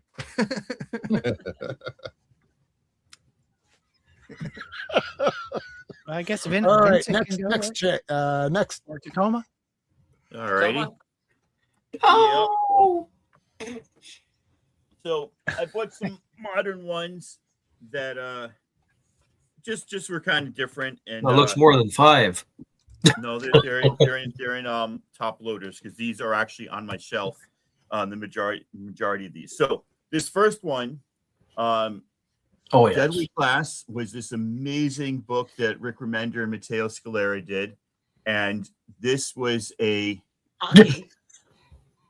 free comic book day one, and it was telling a story that was not linear with the regular story. What happened was this was like a previous a different guy, and the assassin, remember, high school kid, was assigned his first kill that he had to do at a Fishbone concert. And so this whole story is an homage to seeing Fishbone live, which if you've ever seen Fishbone live, if you have any idea what I'm talking about, you know how amazing that is. If you don't know who Fishbone is, then this is just... But I absolutely love the story. As a kid, I remember nothing. I love that they wrote an entire story about a guy getting scared and getting cold feet about committing his first assassin at a Fishbone show. I saw Fishbone in 94, 95, and sometimes in between, and in 2026 and 2025. All right, this next one is one that she says she's still finishing, but I'm beginning to not believe her because it's been about 8 years. But this is Bitch Planet #1 by Kelly Sue DeConnick. She wrote the fuck shit up right there. It's signed by Kelly Sue. It's signed by Valentine Delandro. And then Clayton Cowles, who is the letterer, did the what are those called when you put the symbols in for Onomatopoeia? No, he just put symbols in instead of words up there. I can't remember. There's a word for that when you use those. But anyway, I love that. I love that she signed it. I love that she wrote fuck shit up. You've never read Bitch Planet because she never finished it. It's only 10 issues long or 11 issues long. Definitely cool. This next one, when Star Wars, when Marvel took over Star Wars and got the license in 2015, the first run that they did of actual Star Wars comics, not any offshoots, written by Jason Aaron, were amazing. And this issue 21, this is the 1 in 100 David Aja cover. This is simply absolutely amazing cover. The regular one is black, white, and red. And it's also really cool, but that they had this kind of like sketch variant 1 in 100. This is without a doubt one of my favorite covers of all time. Nice. But it's called yes, I believe you are correct, Fives Guys. Shakespeare Professor would know. Thank you very much for helping us out. This next one, when I finally meet Stephanie Hans, this is, oh, look, I got 2 of them. This is the book that she will do a remark on and sign first. This was an open to order variant. When High Republic first started, everybody was like, oh my God, this is the new phase of Marvel. We're going to see movies. And, you know, it was crazy spec. People were getting like this book was up to $35, $40 at one time. And it was an open to order variant. It's calmed way the heck down, but I still absolutely love this cover. Christiana Ariel and I don't have that cover, but I have that issue. Okay, yeah. This I got in. Oh, here. Now you do have one. Because I probably have more than this somewhere. Very cool. That one is one that I just love to look at because my wife is an artist. My 2 kids are artists. My daughter is going to be an animator. You know, Inspector Axolotl is the show she's going to become famous for. She's been talking about for years and plotting out storyboarding. I can draw anything. when I went to see Bendis and the Jinx gang at can we get that so you can see it better? At there it is. At Rose City Comic Con in about 2018, they had just gotten like this new contract to put out these books, United States of Murder Inc., Pearl cover. This was Pearl #1, and Bendis was sitting there next to Michael Gaydos, who's the artist on this, and this is a blank sketch cover. Michael Gaydos, for free, drew a picture of Pearl. I still don't know what he wrote there. I actually should find that out sometime. So just basically sketch this for free. Bendis is like, that's the first Pearl sketch we've done because you're the first guy to come up with us. So I just thought that was really cool that I got that for free. That that's it looks so incredibly cool. You know, the Jinx stuff is gone nowhere. They did a second. This is what the A cover looks like. But just like having that sketch there, and he's like, yeah, you're the first one that we've done a sketch for or signed anything. So by the way, that's the kanji for Pearl. Oh, is it? Yeah, in Japanese, that's Shinju.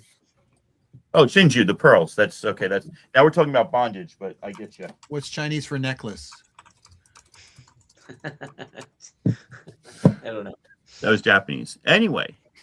Oh wow, you actually can type. That's a great keyboard you have. Cool. There you go. There's my second top shelf. Oh, I got to pick somebody who has not gone yet. Rob, Miracleman, me. Miracleman, are you there? Miracleman, you there? Yeah, I'm here. Hey. All right. Now we'll go to Miracleman. Sorry. Were you I am dog sitting, and right before the owners left the dog got stung by a bee. So I've been dealing with a dog who is missing his people and is stung by a bee. So to be or not to be, yeah. Right. Fuck that fucking bee. So here we go, boys. All right.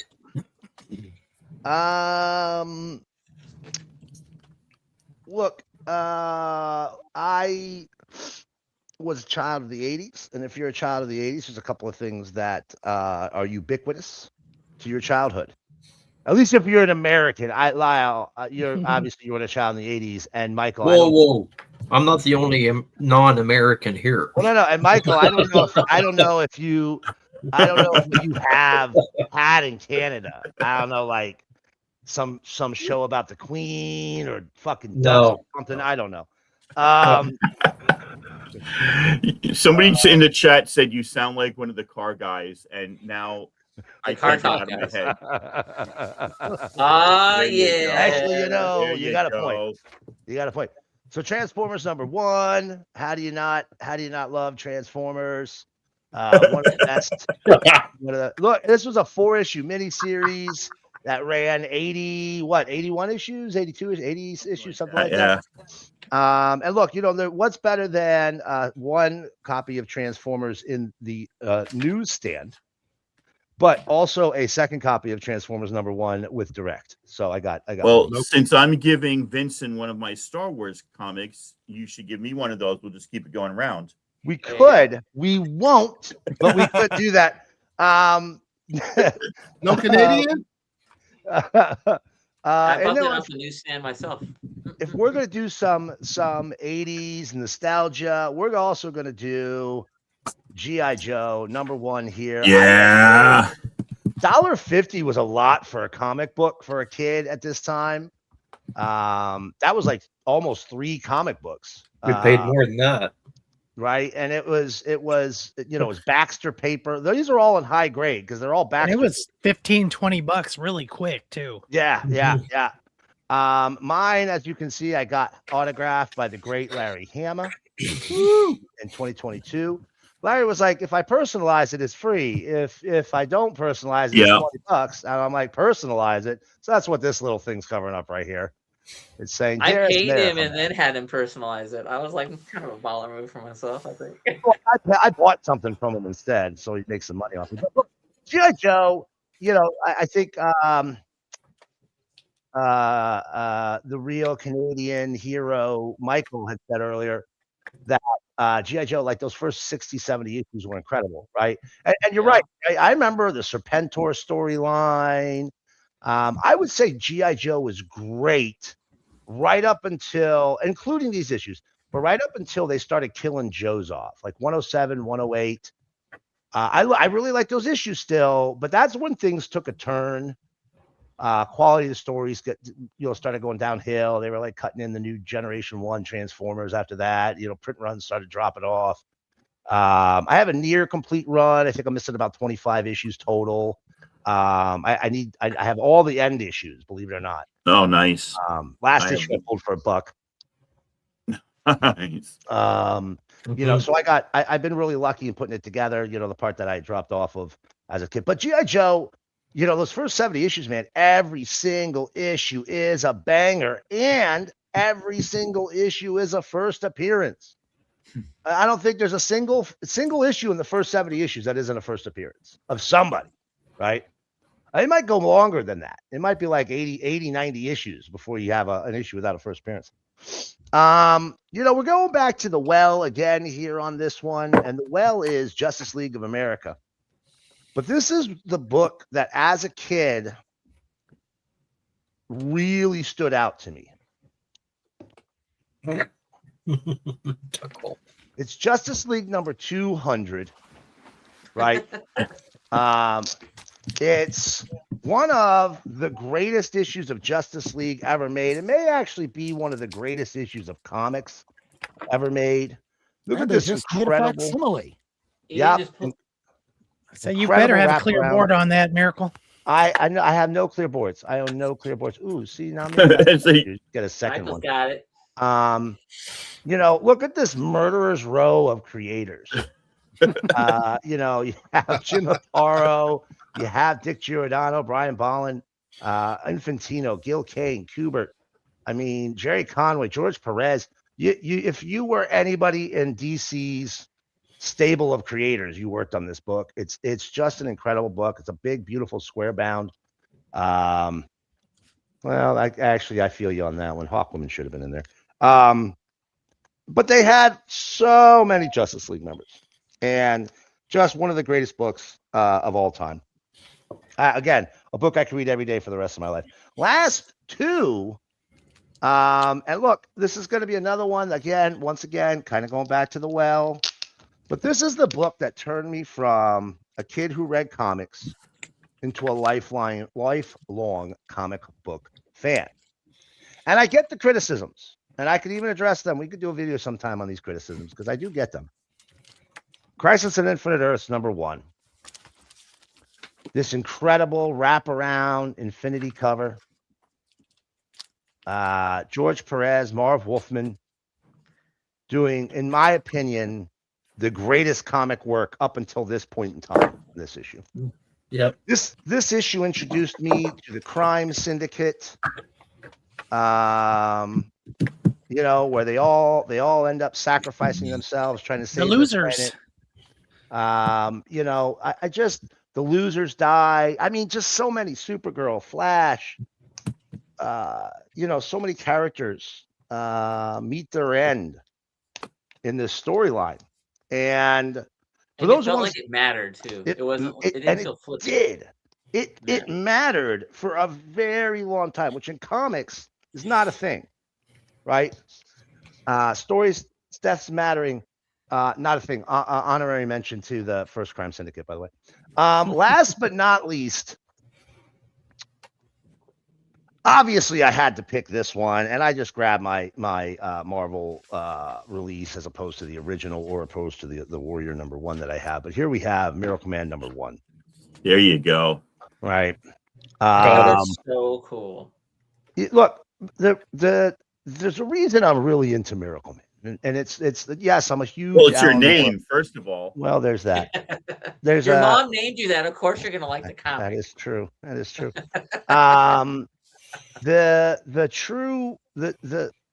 story around Miracleman is one that perfectly encapsulates the comic book world in so many ways. Right. First of all, it's the actual story where you had Silver Age comics brought up into the modern era, become dark and gritty, being deconstructed. This is really one of the best deconstructionist stories of all time. But on top of that, Miracleman is a perfect example of the comic industry itself. The original creator, I could do a whole episode on this, but long story short, the original creator got totally screwed out of his creation. Alan Moore was lied to when he worked on it. Todd McFarlane bought the Eclipse characters to hold them over Neil Gaiman's head. Nobody knew who owned the rights for so long that they didn't reprint it. So it became, a sought after book. Some of the issues were really sought after, really needed to get, like 14, 15, very highly collectible. Jesus Christ, Mike, come on, man. There's just so many ways. It was a book that was censored. Issue 9, Steve Geppi. This is the reason for my long-standing hatred of Diamond Steve Geppi. He tried to censor issue number 9, the birth issue, which I believe is the only graphic birth issue ever illustrated in comics. I could be wrong, but I don't the think birth canal in Saga full. number 1. Not as graphic as Miracleman 9, that's for sure. No. I mean, literally, they showed the head crown. They showed it. And Steve Geppi initially refused to distribute it at Diamond. He eventually relented. But, Miracleman is a story that is the story of comics. It's the story of the history. It's the story of the industry. It's just one of the greatest comics ever made, hands down. Here you go. There's your Miracleman 9 right there. That's it. That's my last one. Let me see. Blow up that feller there. Yeah. So this is not as bad as The Crown, but it starts off with the greatest line that opens a comic. It's beautiful, Rob. She's on the birthing bed, and she goes, "Yes, am I shitting?" Which is just such a great way to open a comic. It's not quite as graphic, but it definitely gets the same point across as to what's happening. Yeah. But you are right. It doesn't quite meet Miracleman 9. Yeah, Miracleman 9, and I've got it here, so I'm just gonna pop it open. I won't show you the most graphic portion of it because that'll probably get us in trouble. Here we go.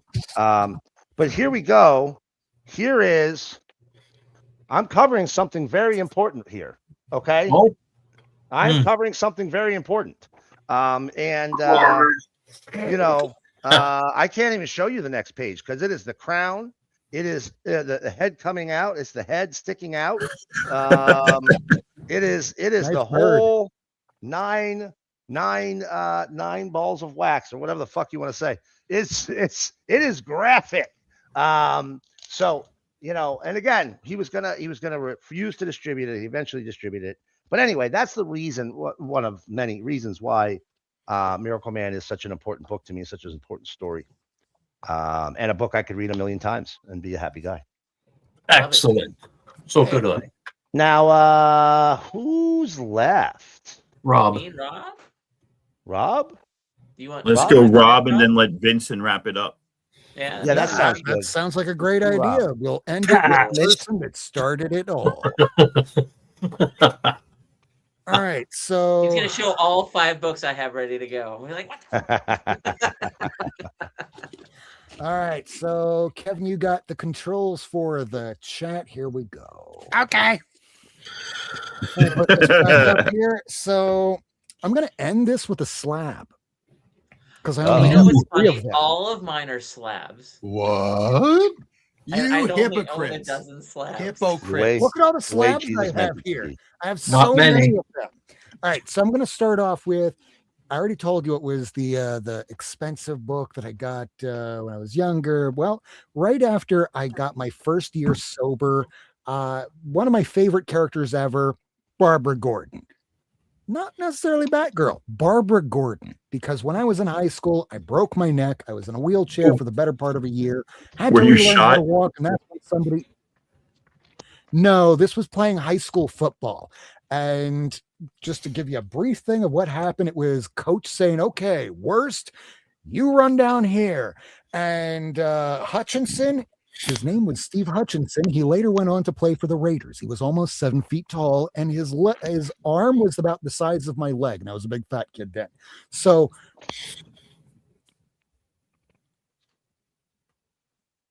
He hasn't said it yet. What is that? And then my uncle came and he started saying, "Hey, don't." I accidentally unplugged my microphone. That's why it sounded like trash to begin with. So the coach says 30 yards apart, you're going to lie down, and then you're going to get up at the whistle, run at each other head first. And I'm like, get in there, worst. Look at this guy. Don't be a puss. He actually said it. My football coach was also my history teacher. So I did it and I went, oh God, this guy's going to kill me. So I get down real low and the guy puts his hands out. My neck goes up, back. And that's how I broke my neck for the first time. Ouch. Yeah. So not shot that time, luckily. So of course, Barbara Gordon was one of my favorites. So after my first year sober, which happened twice, I got this. Yes, broke my neck. Nice. Oh, school bully. No school bullies. Because way back then, I was bullied all the time. So I got big during my freshman year. So they went, you should join the football team. You probably won't get your ass kicked. I'm like, that's a great idea. I don't know anything about football. It's okay. You're big. They're just going to say, hit that guy over there.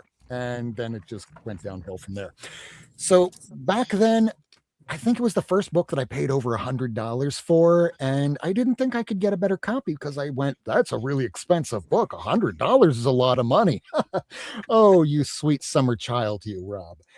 Because little did you know that your other favorite comic book character is Green Lantern, specifically Hal Jordan, because during that time in the hospital, I got a lot of comics when I was in the hospital growing up. It got to the point where the hospital staff knew me on a first name basis.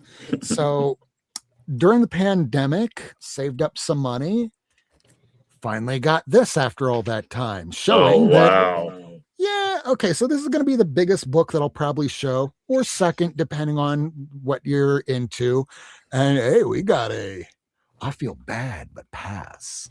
I can't get into DC because that's like a whole nother lifetime worth of finances I'd have to do. So I'm just going to leave DC fair for you guys.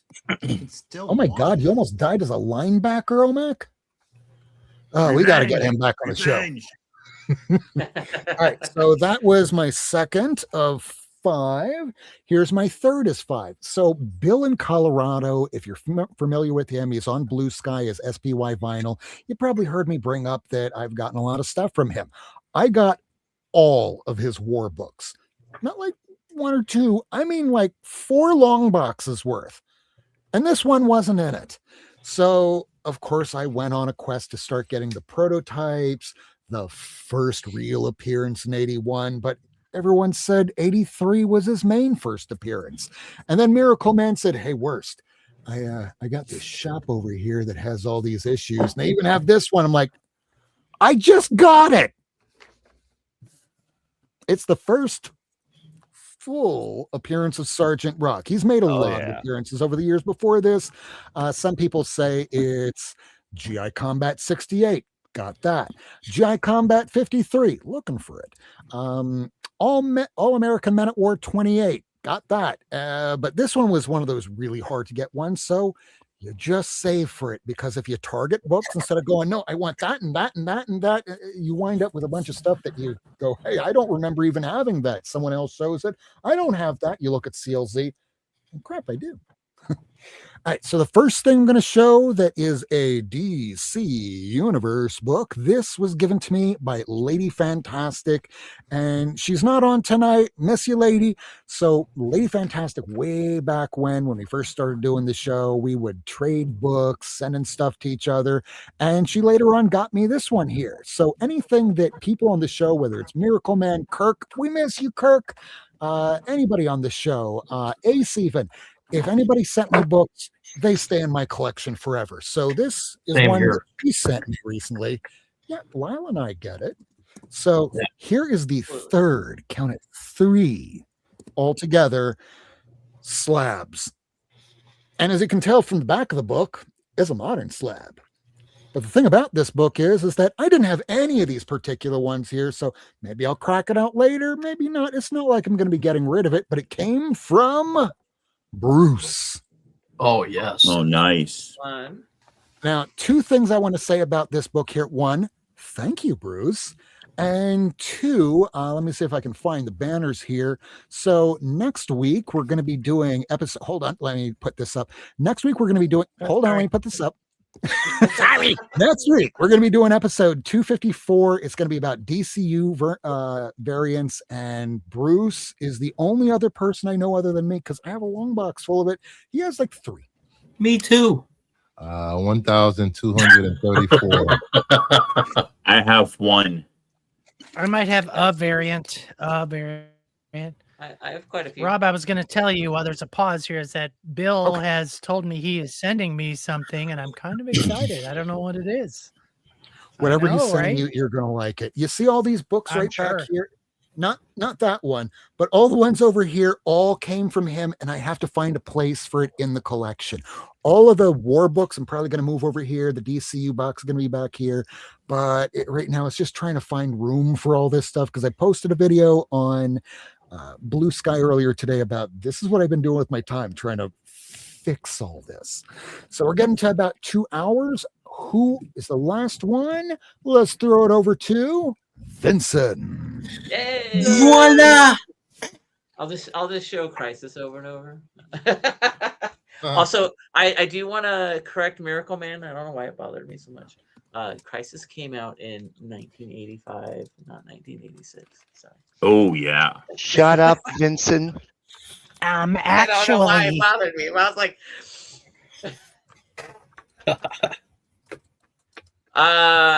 mine are mostly first appearances of characters I love. I just love them, so it's like, all right. Surprisingly, nobody showed any of these. And then I have a couple that are just all-time favorite covers. Like, bam, period. All-time favorite. First one, my boy Warlord. Oh, yes. I absolutely love him. This is a 9.2 slab. So these are all slabs because if I really love it, I got a slab. I have a raw copy of all of these, but I actually went out of my way to make sure I got a slab of it. So Warlord, something about it. Mad respect to Conan fans. As a kid, I loved the Arnold movie, but I could not get into the comics. I've now since gotten into the comics, but as a kid, it was Warlord for me. So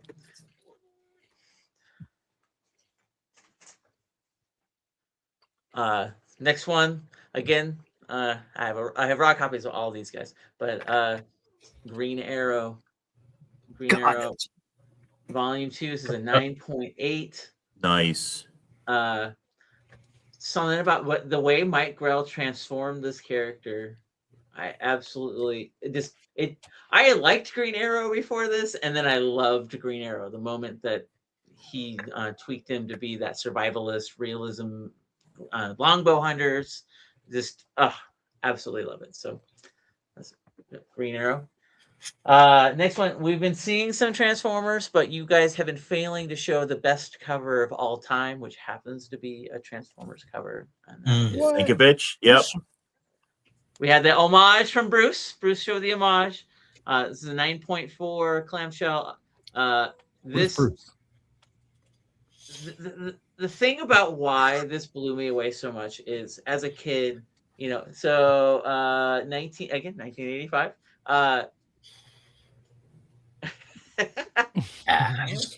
Kevin's getting salty. This was promoted as a 4-issue series, a mini series, and then Marvel's like, this is selling really well. We're gonna go for number 5. Yeah, it wasn't as easy to find out about this stuff, so I had no idea that there was a issue 5 going to be waiting for me. And then this cover was on the. This isn't my original. My original's Rod and myself, but this cover was on the spinner. And it blew me away. This is like one of those comics that absolutely changed me from loving comics to loving comics. Next one is my second favorite cover of all time. And that is Captain America Annual number 8. Nice. Mike Zeck. It's just this cover is so cool. I had to have a clamshell. This is early CGC. Oh yeah. I had to have this in a clamshell. I had this poster on my wall. I stared at this image so many hours. This is just one of my favorite covers of all time. And I'm gonna round it out. I'm just trying to go fast, and we've been going for a little while. Let's try to keep us going. A nice clip. I talk about Hulk all the time on Blue Sky. That's the one I've been collecting the last few years. But the first comic book series I did a full run for, and truly the character I have loved back when nobody loved him because everybody was like he's a loser, is Iron Man. So Iron Man, number one. This is a 3.0. Someday I'll upgrade. I know Kevin's been very nicely suggesting he might have one. Bruce hates me. This isn't effective. Iron Man is boring. That was a common opinion back in the day. I completely get it. Iron Man is mean but rich. On it. Iron Man was my boy. Iron Man was in Submariner. I actually was going to show Submariner number 1. I was like, someone's going to show this one, so I didn't put it out. I thought you were. No, Iron Man. I have to showcase. I mean, Iron Man was a C-lister really until the movie came out. He was, yeah. Armor Wars was cool, so people liked Armor Wars, but they didn't like the character that much. I did have a backup in case someone showed one. So a little Iron Man I-55, but this is more showcasing the key as opposed to like truly I just love Iron Man, so that's why Iron Man. All right, you ready for a collective banger alert? All right, so after all of that, some great books. We're all going to get a banger alert. One day I'm going to make a new one, but for now it's just going to have to be this, a banger alert for everything. Make a new one. Coming soon.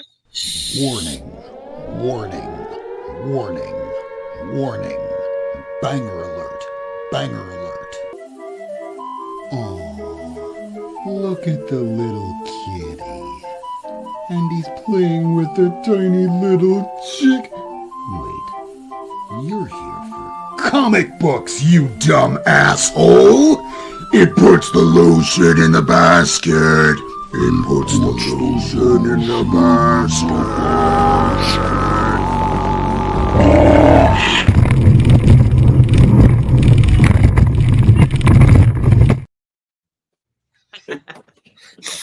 Someday we should all do that where we all fall out of our seats right after that part of the clip. If I do that, I'm going to be in a wheelchair for the rest of my life. You might as well play the other one too. We got time. Do we? We really have time? Because it feels like we've been so long, and the fact that warning, warning, warning, warning, banger alert, banger alert. Holy fucking shit! Look at that fucking book! Oh my fucking god! Look at that fucking book! Oh my god! Look at that book! Jesus! Oh my god! I like turtles. I do like turtles. I like turtles. Can I just say that in case people have missed it or just got into the comics, which I was doing, Top Shelf Friday is something Vincent does on his channel on Blue Sky. If you're not familiar with Blue Sky, think about Twitter without the assholes and the racists and the Nazis. I know some people stick around Twitter because, my favorite sports person is there. Oh, I've got a following. I had a big following. I was a lead middle school robotics teacher. It's a small niche, but, out of all the middle school robotics teachers, I was one of the big posters of videos and ideas and stuff. And I lost hundreds, if not 1,000 followers. I wouldn't say thousands, 1,000. Yeah. But I went over to Blue Sky and there's no Nazis. So there's no racists. There's no I walked away from the other place. They all went to YouTube. No. Thousands of followers. And they're all on Facebook now. God almighty. Yeah, Facebook is horrible. So it's really cool to be on Blue Sky. Look up Vinson Comics when you get there, and he posts a bunch of different prompts. But Top Shelf Friday is one that is every Friday, and that's where we got the idea for today's theme. I still have 100 comics to show, by the way, just in case people want to stick around. I don't know. So we're about to show some books. Vincent, drop your handle in the chat. So that way people can find you. It should be in the breadbasket down below there if you're watching the show. But otherwise, he'll drop that here in a moment, and we're going to start showing some books. And who would like to go first? I know we're about 2 hours in. We were trying to keep it under 2 hours, but here we are starting to show books now. I don't have to if you want to keep it on 200 hours. I haven't been on for 2 weeks. I've been buying a lot of books. We're good. I can show off my books next week. I'm actually going to duck out here, gentlemen. Gonna go sit on the dog again. Yep. Thank you for a wonderful evening. I appreciate it. And enjoy the remainder of your comic booking. What's that? Thanks for showing off. Have a great night. Later, boys. Love you. Bye. Later. See you. Yeah, I'll move all my comics to next week. I'm cool with that. I only have a small handful because I got it from Bruce, who is doing an auction tomorrow night at 9 p.m. Eastern. Who, me? I'm showing my book. All right, I'll be quick. So I went Pass. Oh, sorry. I went to Oregon. I'm kidding now. I went to Oregon last week, and I thought I don't expect a zinger from Lyle very often. That was awesome. No, I know. I'm sorry. This is Worlds Collide. This is a crossover between DC and Milestone universes. This is not the first issue, even though it says #1. Actually, yeah, this is not the first issue, but this is still polybag. These characters are all printed on the polybag. It's so very cool. I'd never seen that one before. I found this random Marvel 2-in-1 that I needed, but it was Mark Jeweler, so I was very happy. Yay, nice. Marvel 2-in-1, Captain America, 2-in-1, greater than team up. I don't know if I have this, but I couldn't leave it at half price in case I didn't have #2 yet, so I got it, but check it out. What? It's a full wraparound cover. Got to get out a clear board for that. I bought this Red Sonja just simply to sell because I can always sell these for double what I buy if the booty looks good enough. Found this poly bag for $2. I was like, what? Very cheap. Cool. Yeah. And then I just went on a Xena kick because Roy Thomas did a lot of the writing on these.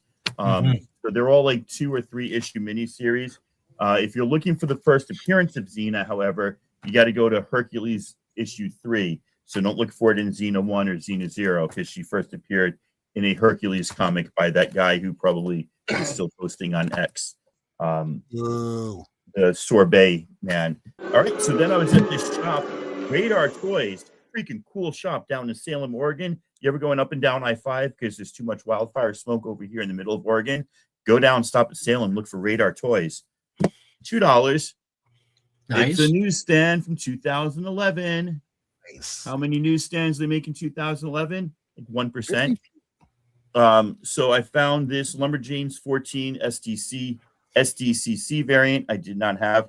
I collect Lumberjanes. I still believe Lumberjanes is going to somehow become an HBO series, even though I haven't heard anything about it in years. Found this very cool Runaways variant that I'd never seen before. Like that artwork. Found that Lumberjanes variant that I also didn't have. And then I found this used to be a $100 book, and it's a $50 book and a $20 book. It was a $4 book the other day. Lumberjanes #1, very cool. Emond that I needed. Got a Birds of Prey that I didn't need. Apparently, I had first appearance of Savant. I have 2 issues left to get Gail Simone's full 50 or 60 issue run on Birds of Prey. Decided that I was going to start collecting these again. You saw my #1 earlier, but you know, sometimes you get rid of things and you think, oh, I want those back. So boom, ElfQuest Metamorphosis. This is the final issue of New Blood. And then where did these come from? I might have bought the. Oh no, I still bought these at the same place. Yeah, this place had good prices. Oh no, John's Comics with Kids came for a visit to Gig Harbor, which is near Tacoma, and I took him to Harley's Hobby Shop, but I thought it was called Harley's Hideaway. So I went to the Hideaway Sports Bar and Grill that was 20 minutes out of our way after a half-hour drive, and felt really bad as a host, but he forgave me, so it's all good. Some Silver Age Thor, nice. Super Beast, Ulik. When Falls a Hero? Apparently now. I took him to my own LCS and found 1 book, which I thought was pretty cool. Little Wolverine. He's back again. And now I forget where these next groups came from, but whatever. Oh, I know. This came from Cali Comics on the Astonishing Comics auction. Really cheap. This is the free comic book day 1. First appearance of Umbrella Academy. First appearance of Patsy Walker as Hellcat.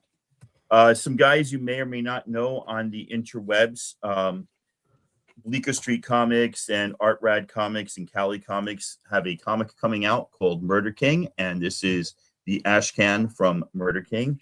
I got 2 of these. Now I just need 1 more to complete. This was at a different story called Omega Frog. The guy had books, but his regular books were a little overpriced, but he had like Batman 20, right? He had like Gold Age, Silver Age. He had everything, hundreds of thousands of books. Picked up some Runaways that I needed to complete that run. And I know I'm going a little fast, but that's because apparently over time. Then don't forget to go to the kids section.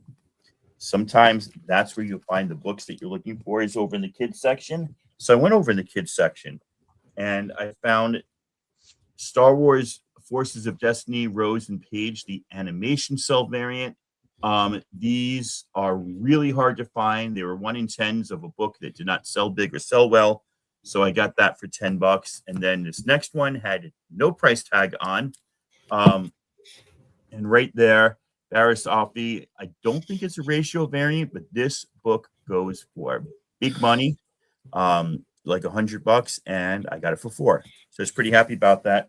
I won't show you what I got at half price today because that will just take too forever, but I will show you the rest I got at that Rad Art store because I've never seen these prices on ElfQuest before. This is insane. And these are in beautiful condition. Beautiful. So Vincent, I will be integrating these into my collection, and if I got any leftovers, you can have them if you need them. I don't know if you just needed 1 issue or if you needed all issues. I only have the Marvel ones. Ah, well, then you should start collecting the Warp Graphic ones. It will mean more money. What's that? I've been wanting to for a while. Well, it will mean more money that goes out of your pocket and more things that you have to put in spaces in your room there. That's okay. I can squeeze them in. I don't put backer boards on them.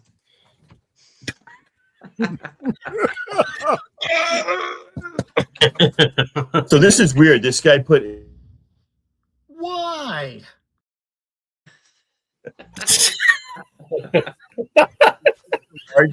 backer board and then a regular modern comic book board in these, which I need to take out because it's bothering me greatly. And then finally this. So if you saw that, these are all $2 or $3 each.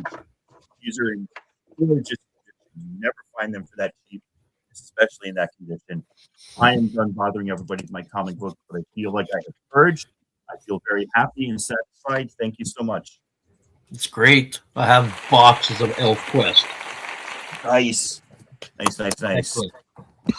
Anybody else have books? Yeah, I have a couple of digests from the UK if you want me to show some. It was part of the AOK that I got this week from a friend of mine in Tennessee. And these were from between 1949 and 1954. Whoa. Oh, wow. Miracleman left too early. Yep. Right? And then they have like an annual of that. It's called This Is It Bumper Summer Number. Damn. Sweet. Just little These are from digest. 54.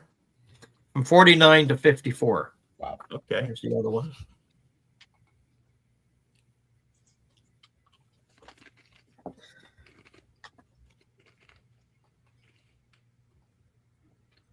I've never Oh, that's seen awesome. I love the color on that. The red and One of yellow. them is called, there's a series, again, that came out between 51 and 54 called Nuff Said. Nice. And Wonder then- who later used that term. And then they have another one called Grin with Griff. What are they going to do to her? I don't know. It seems a little. What are they going to do to her, Lyle? Well, you know. We'll have to Then read. it was funny. They had one. This one was from 1941, but it had a UK price on it, but it was printed in Toronto in 1941. It's pretty rough, but I like it anyway. And that's it. That's all I got for you today. Very Nice. cool. Very. I have so much stuff. Oh my Right. God. Anybody else? No, it'll be quick. I still want to see that scene from 1977 with Sergio Aragonis. Oh, yes. One day. Doesn't have to be Yeah, today. wait. One day. All right. When I find late 90s, early 2000 newsstands, I usually pick them up. Thanks, Ron. X-Men 68. Easy. X-Men 69. Easy. I love it. I just love the newsstand barcodes. It's just what I grew up X-Men with. 70. Oh, cool. 72. Wow. 74. You went back to the shop to get these. No, I have not gone back yet. I'm going back. I'm going back tomorrow. 75. 76. 77. To me, that series doesn't even begin until issue 116. 82. 83. I'm going back tomorrow and get the rest of the newsstands they have. Woohoo. 85. I needed a short box. I didn't have one with me. And 86. It's like if they were direct, but the fact that they're newsstand, yeah. Definitely. And that's it. Nice. All right, way to go. Who else wants to go? I'll do my next Come on, week. Vincent. Next week. I'm tired. All right, how about this? I'm going to show just a couple, just a handful. These are things that I'm just trying to do a little advertising for King of the Nerds, because tomorrow night, and he's going to talk about this at the end of the show, he's going to be doing a claim sale. No, you're not going to be doing a claim sale. Well, I can start. I am going to be doing a claim sale. He is going to be doing a claim sale. Okay. I am. So the first two books here, these are ones that I got from my final order cutoffs, which he's going to be doing a show on Saturday as well. So this was from FOC. I got this because I ordered it and I paid for it through Economics and Comics, and because of that, I got it. If it was my old comic shop, it would have been, hey, I forgot to order that, or hey, no, sorry, man, I didn't put my order in on time. Well, I get my orders now, and because of that, thank you, Billy. This was another thing that I ordered. I kind of wish that I got the issue before this, because that one's going for about $40 now. This one's already going for some money. I don't know why. Oh yeah, because it's that Legion of Superheroes with the 1 in 10 Adam Hughes variant homage. This is what I got from Bruce. This was it's going for money, and it'll probably drop once the book comes out, but I have been on such a Daniel Warren Johnson kick, I just had to get it. Chinkara. Nice. I cannot wait till this comes out. Now, this is the second print. First print you can get for $5-10 or so. The second print, not nearly as easy to find. And from what we're hearing about Doomsday, they're probably going to have to deal with the real bad guys of well, they haven't announced it at D23 yet, but the real bad guys are going to be a King Thanos, a Hydra Cap, and one other person, but you'll probably find that news out later tonight. Got this Marvel swimsuit by Kyung Eom. That was, I think, a 1 in 100, 1 in 200, 1 in 3. I have no idea. This is something that, had I would have known back in the day that I would have liked Daniel Warren Johnson so much, I would have ordered it, but I didn't. So I got this from Bruce. Thank you, Bruce. You're welcome. We're almost done with Home, I promise. This is another book that one of the variants has been kind of blown up this year. I didn't order it because I was foolish and, could have gotten it for cover price. I got it from Bruce. Don't die over there at Tacoma. Here's another DC Universe variant that I needed for the collection. We're going to be talking about that next week. Cool. This is a Dan Quintana. It's his first official work through DC. It's one of those, not nice. exactly exclusive, but an exclusive. This, I had to put a clear back and border in it because it's so white you got to wear shades. And on the other side, clear back and board to let you know, DC Universe variant. Yes. Now, the last two books here is a Wonder Woman where Artemis becomes Wonder Woman. She appeared in the movie. Nobody remembers that. But hey, DC Universe variant didn't have it. And the last book, we all know this as children growing up in the 80s. It wasn't until on this very show, talking with Lady Fantastic, and I believe maybe even Dan De La Torre, where he said, did you guys know that Bill Sienkiewicz is the one who created this character? Yes, that's actually true. Based off of a sketch that you can still find, and when you really look at it, you go, oh my God, that is Bill S. Bill S didn't work on this comic, but it's a really difficult one to find. And because I got it from Bruce, I thank you. You're welcome. So nobody else wants to show any more books? Are we sure about that? Good. I think we're all tired after Tacoma's tirade. All right. In that case, I'm going to do this as fast as I really can. So it is about that time. It is, let me see if I can change this up. Yeah. There we go. It's 11:10 p.m. Do you know where your children are? Because right around now, we're going to be doing the top 5 comics for the week of second week of August. So it's based off my 32.2 thousand comics behind me, and I'm just going to get right into it. I have them right here. These are the top 5. Let's do it. Let us know if you have any of these in the chat. We're going to start off. Number 5, Star Spangled War Stories, number 151. In a Fine, Very Fine, which is 7.0 raw from 1970. It's the first appearance of the Unknown Soldier. Now, there's really no reason why this has gone up. There's no TV show, movie, video game, project, anything that's really going on. But war collectors are few and far between, and we are still active. And yeah, it's up $14. It's really low this week. Comics are ticking up. Things are starting to go a little higher, which means that people are getting back into comics. Vincent said it earlier tonight, or maybe it was Kevin on Blue Sky. Yeah, it's great that the books are doing a little better right now, but at the same time, it makes it more difficult for us to try and find them. Number 4 book. This is the F variant to Batman number 8 from 2026. It only came out a few months ago. First cover appearance of Verity Pennyworth.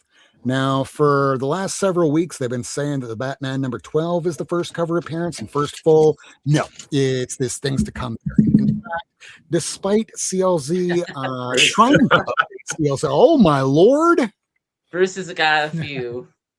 He has like 1 or 2. Oh, that's why we can't find any up here. You shit. And that's why people are paying $59. It's up $54. But this very book right here, the one that you just saw, that's Bruce's fault. Collector finally updated CLZ. I've been trying to get into the core update going. This is the first cover. This is the first cover. Motherfuckers keeping it right now at Batman 12. Eventually they'll correct it because, you know, April comes earlier than June, right? I think that's how time works. I could be wrong. The number 3 book is really weird because last year it was going for a lot less. This isn't the real thing. No, this came out in 2019. It's the facsimile of the first appearance of Spider-Man. Got it. Everybody has this. Well, you probably have the real thing, though, Lyle. Lyle's got the real thing, yeah. Yeah. Yeah, I just saw I 1 don't take it out. You have it, but you don't take it out. I That's do. why. I have it. I have it in the other. Because when you keep these old books out in the sun, they kind of fade. We don't want that happening at all, especially for a 1.8 just went for 20 grand. All right, so this thing here, it's up $71. And the thing about it, earlier this year, it was a $25 book. Right, all the cheap copies dried up. Now, if you want it, people are charging upwards of $200 for the facsimile. But the truth of the matter is, they have not made a reprint since 2019. They could reprint the first 50 issues of ASM, and you know we'd all buy it. The number 2 book, Super Friends, number 7, fine condition from 1977. It's the first Wonder Twins, Zan and Jaina, and Gleek, the little monkey there. It's up $72, and really, there's no real reason for this. I mean, there was a McFarlane Toys release show. Well, maybe you're the reason why somebody would pay $150 because you could get this for about $60, $70 in mid-grade. It's a 6.0 raw. maybe nostalgia, maybe TikTok videos, who knows? Sometimes all it takes is just an influencer, and we're not trying to be influencers. We're letting you know, hey, what's up, what's down, so you can kind of hoard your money, because there's always other places you can find it, unless it's that one book that from Panini that we were talking about earlier tonight.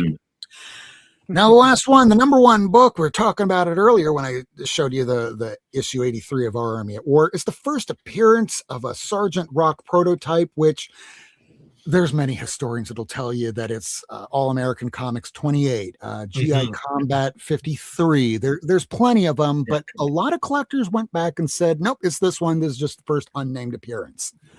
They call them by a completely different name, but you know what? Fine. I have them all, but I'm still going to say 81 of Our Army at War is the first real appearance. Now, it's up $73. Somebody paid $420, but Sergeant Rock by Kubert, a deluxe hardcover, was announced for September.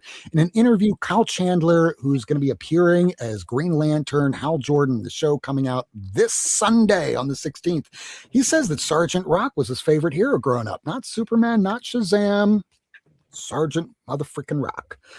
Just to let you know, this list is intended to help collectors, readers, what have you, determine whether or not you want to buy a book. Otherwise, I usually say wait 6 weeks. After 6 weeks, look for it again. Chances are that eye is sore on a top 5, top 10 is going to look elsewhere, and you could probably find it for less. But if you can't, wait 6 months. After 6 months, if you can't get it, chances are you might as well just get it right then and there, because it's not going to be coming down anytime soon. So just a reminder, if you can afford your comics, you can afford to properly protect them. So Bruce has this thing over with BCW where you can get a discount, but we're going to throw it around, just seeing what's going on in people's lives, what's coming up this week, and we're going to try and wrap it up so that next week we can keep it under 2 hours. Michael? Nothing. Bruce? Big announcement from D23. Oh, we got breaking news. Breaking news? We got breaking news. What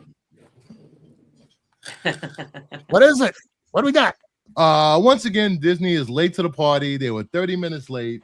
Then they did a 10 to 15 minute musical number. And the only thing that's worth mentioning from D23 announcements so far are Lilo and Stitch 2, Kingdom Hearts 4, Kingdom Hearts animated series, and Romy and Michelle High School Reunion Part 2. And Simpsons. I invented the post-it. Incredibles, and some other stuff so far. The Kingdom Hearts show. I love that first movie.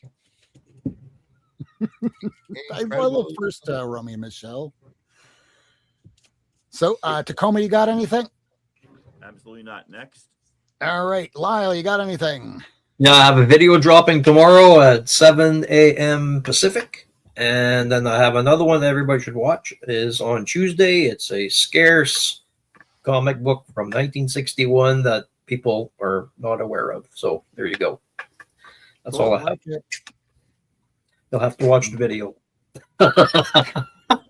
Kevin, you just murdered out a video that's not going to take place where we can see it for 5 weeks. But what other videos? No, Tuesday. It's coming out Tuesday. I work We have way one too tomorrow. far ahead, one on don't Tuesday. I mean, the one I released today has really had some robust discussion. I've been really excited about that. It's sort of every book I need on my list is expensive. Give me some suggestions of what I should do instead. I'm not showing my new pickups today, but you can see them on my video on Monday. And next Wednesday, I am cracking my Metamorpho #1. So you can watch me struggle to get into one of those new slabs. I know, I'll give Michael, you- cry. I'll give you the title, Rob, if you're interested, of this one I'm showing on Tuesday. It's called Operation Big House. Operation Big House. Okay, I'm going to be watching that. You know, we all really escaped something this past week, because the day after Michael's birthday, we were all supposed to float off the planet for like 7 seconds and then drop back once gravity. Didn't happen. So, hey, thank you for those, I don't know, octopus Today, for saving us. 2 more weeks. 68 years ago It'll be in today 2 that weeks. Elvis Presley's mother died. 2 weeks. Sweet. What about 2 weeks? It'll be in 2 weeks. At the same time, we get a healthcare plan. Yeah. Already have that Coming in 2 free. weeks. Coming in 2 weeks. All right, Vincent, you got anything? I just You wanna were the star say- of the show. Yeah, I just want to say thank you, Rob, for making Top Shelf Friday the topic for tonight. It was fun seeing everyone showcasing things. I think this is the first show in a while, other than the 250th, where we, focused on Rob. That I actually saw Rob throwing out books that he loved. So that was a fun treat. Follow me on Blue Sky. Vinson Loves Comics. I threw it in chat, but don't even stress about it. Blue Sky is, it's the place to be. Some cool kids hang out there. But no, seriously, thanks, Rob, for focusing on love of comics. I'm trying to find your there it is, right here. If you want to find Vincent, you can find him right here in the chat. And if you need to find it after the show, just zoom over to 2 minutes and 19 seconds and 30 seconds, and you'll have that link. Otherwise, it'll be in that red basket down below. I think it's cool, Rob, that you want to do shows that kind of focus usually on all the panelists. I mean, we know that Bruce is going to be DCU variants, and I'm curious to see what everybody else's specialty is going to be. I mean, Lyle's I can figure out. Michael's I probably can figure out. Tacoma, who the hell knows? Me, who the hell knows? It'll be Tacoma Star Wars. Lyle, I can figure out. Yes. Lyle is stuff comics. no one else on Earth has. That'll be with Lyle's. Yeah, right. But for Lyle's, we could all pull Never out our heard of most this book. obscure stuff. So that'll be pretty easy. Cool. Well, we'll see. All right. Otherwise, don't forget, pick up Murder Falcon, do a Power Bomb, Extrinity, or single issues, trades, what have you. We're going to be talking about Daniel Warren Johnson very soon, but we've been saying that for like the last 10 episodes, but we will get around to it. But first, we're going to be spotlighting everybody on the show. But I want to thank you all for watching. Thank you all for being on the show, whether you're a replay viewer or a live viewer. I thank you all so much. But we will do this all again next week, talking about DCU variants. So until then, Yay. Love you. Bye. Bye-bye. Bye. Thanks for tuning in. If you want to see this episode again, along with a catalog of back episodes and issues, surf on over to Not Near Mint on YouTube, Twitter, and Instagram. Subscribe and hit that bell for notifications.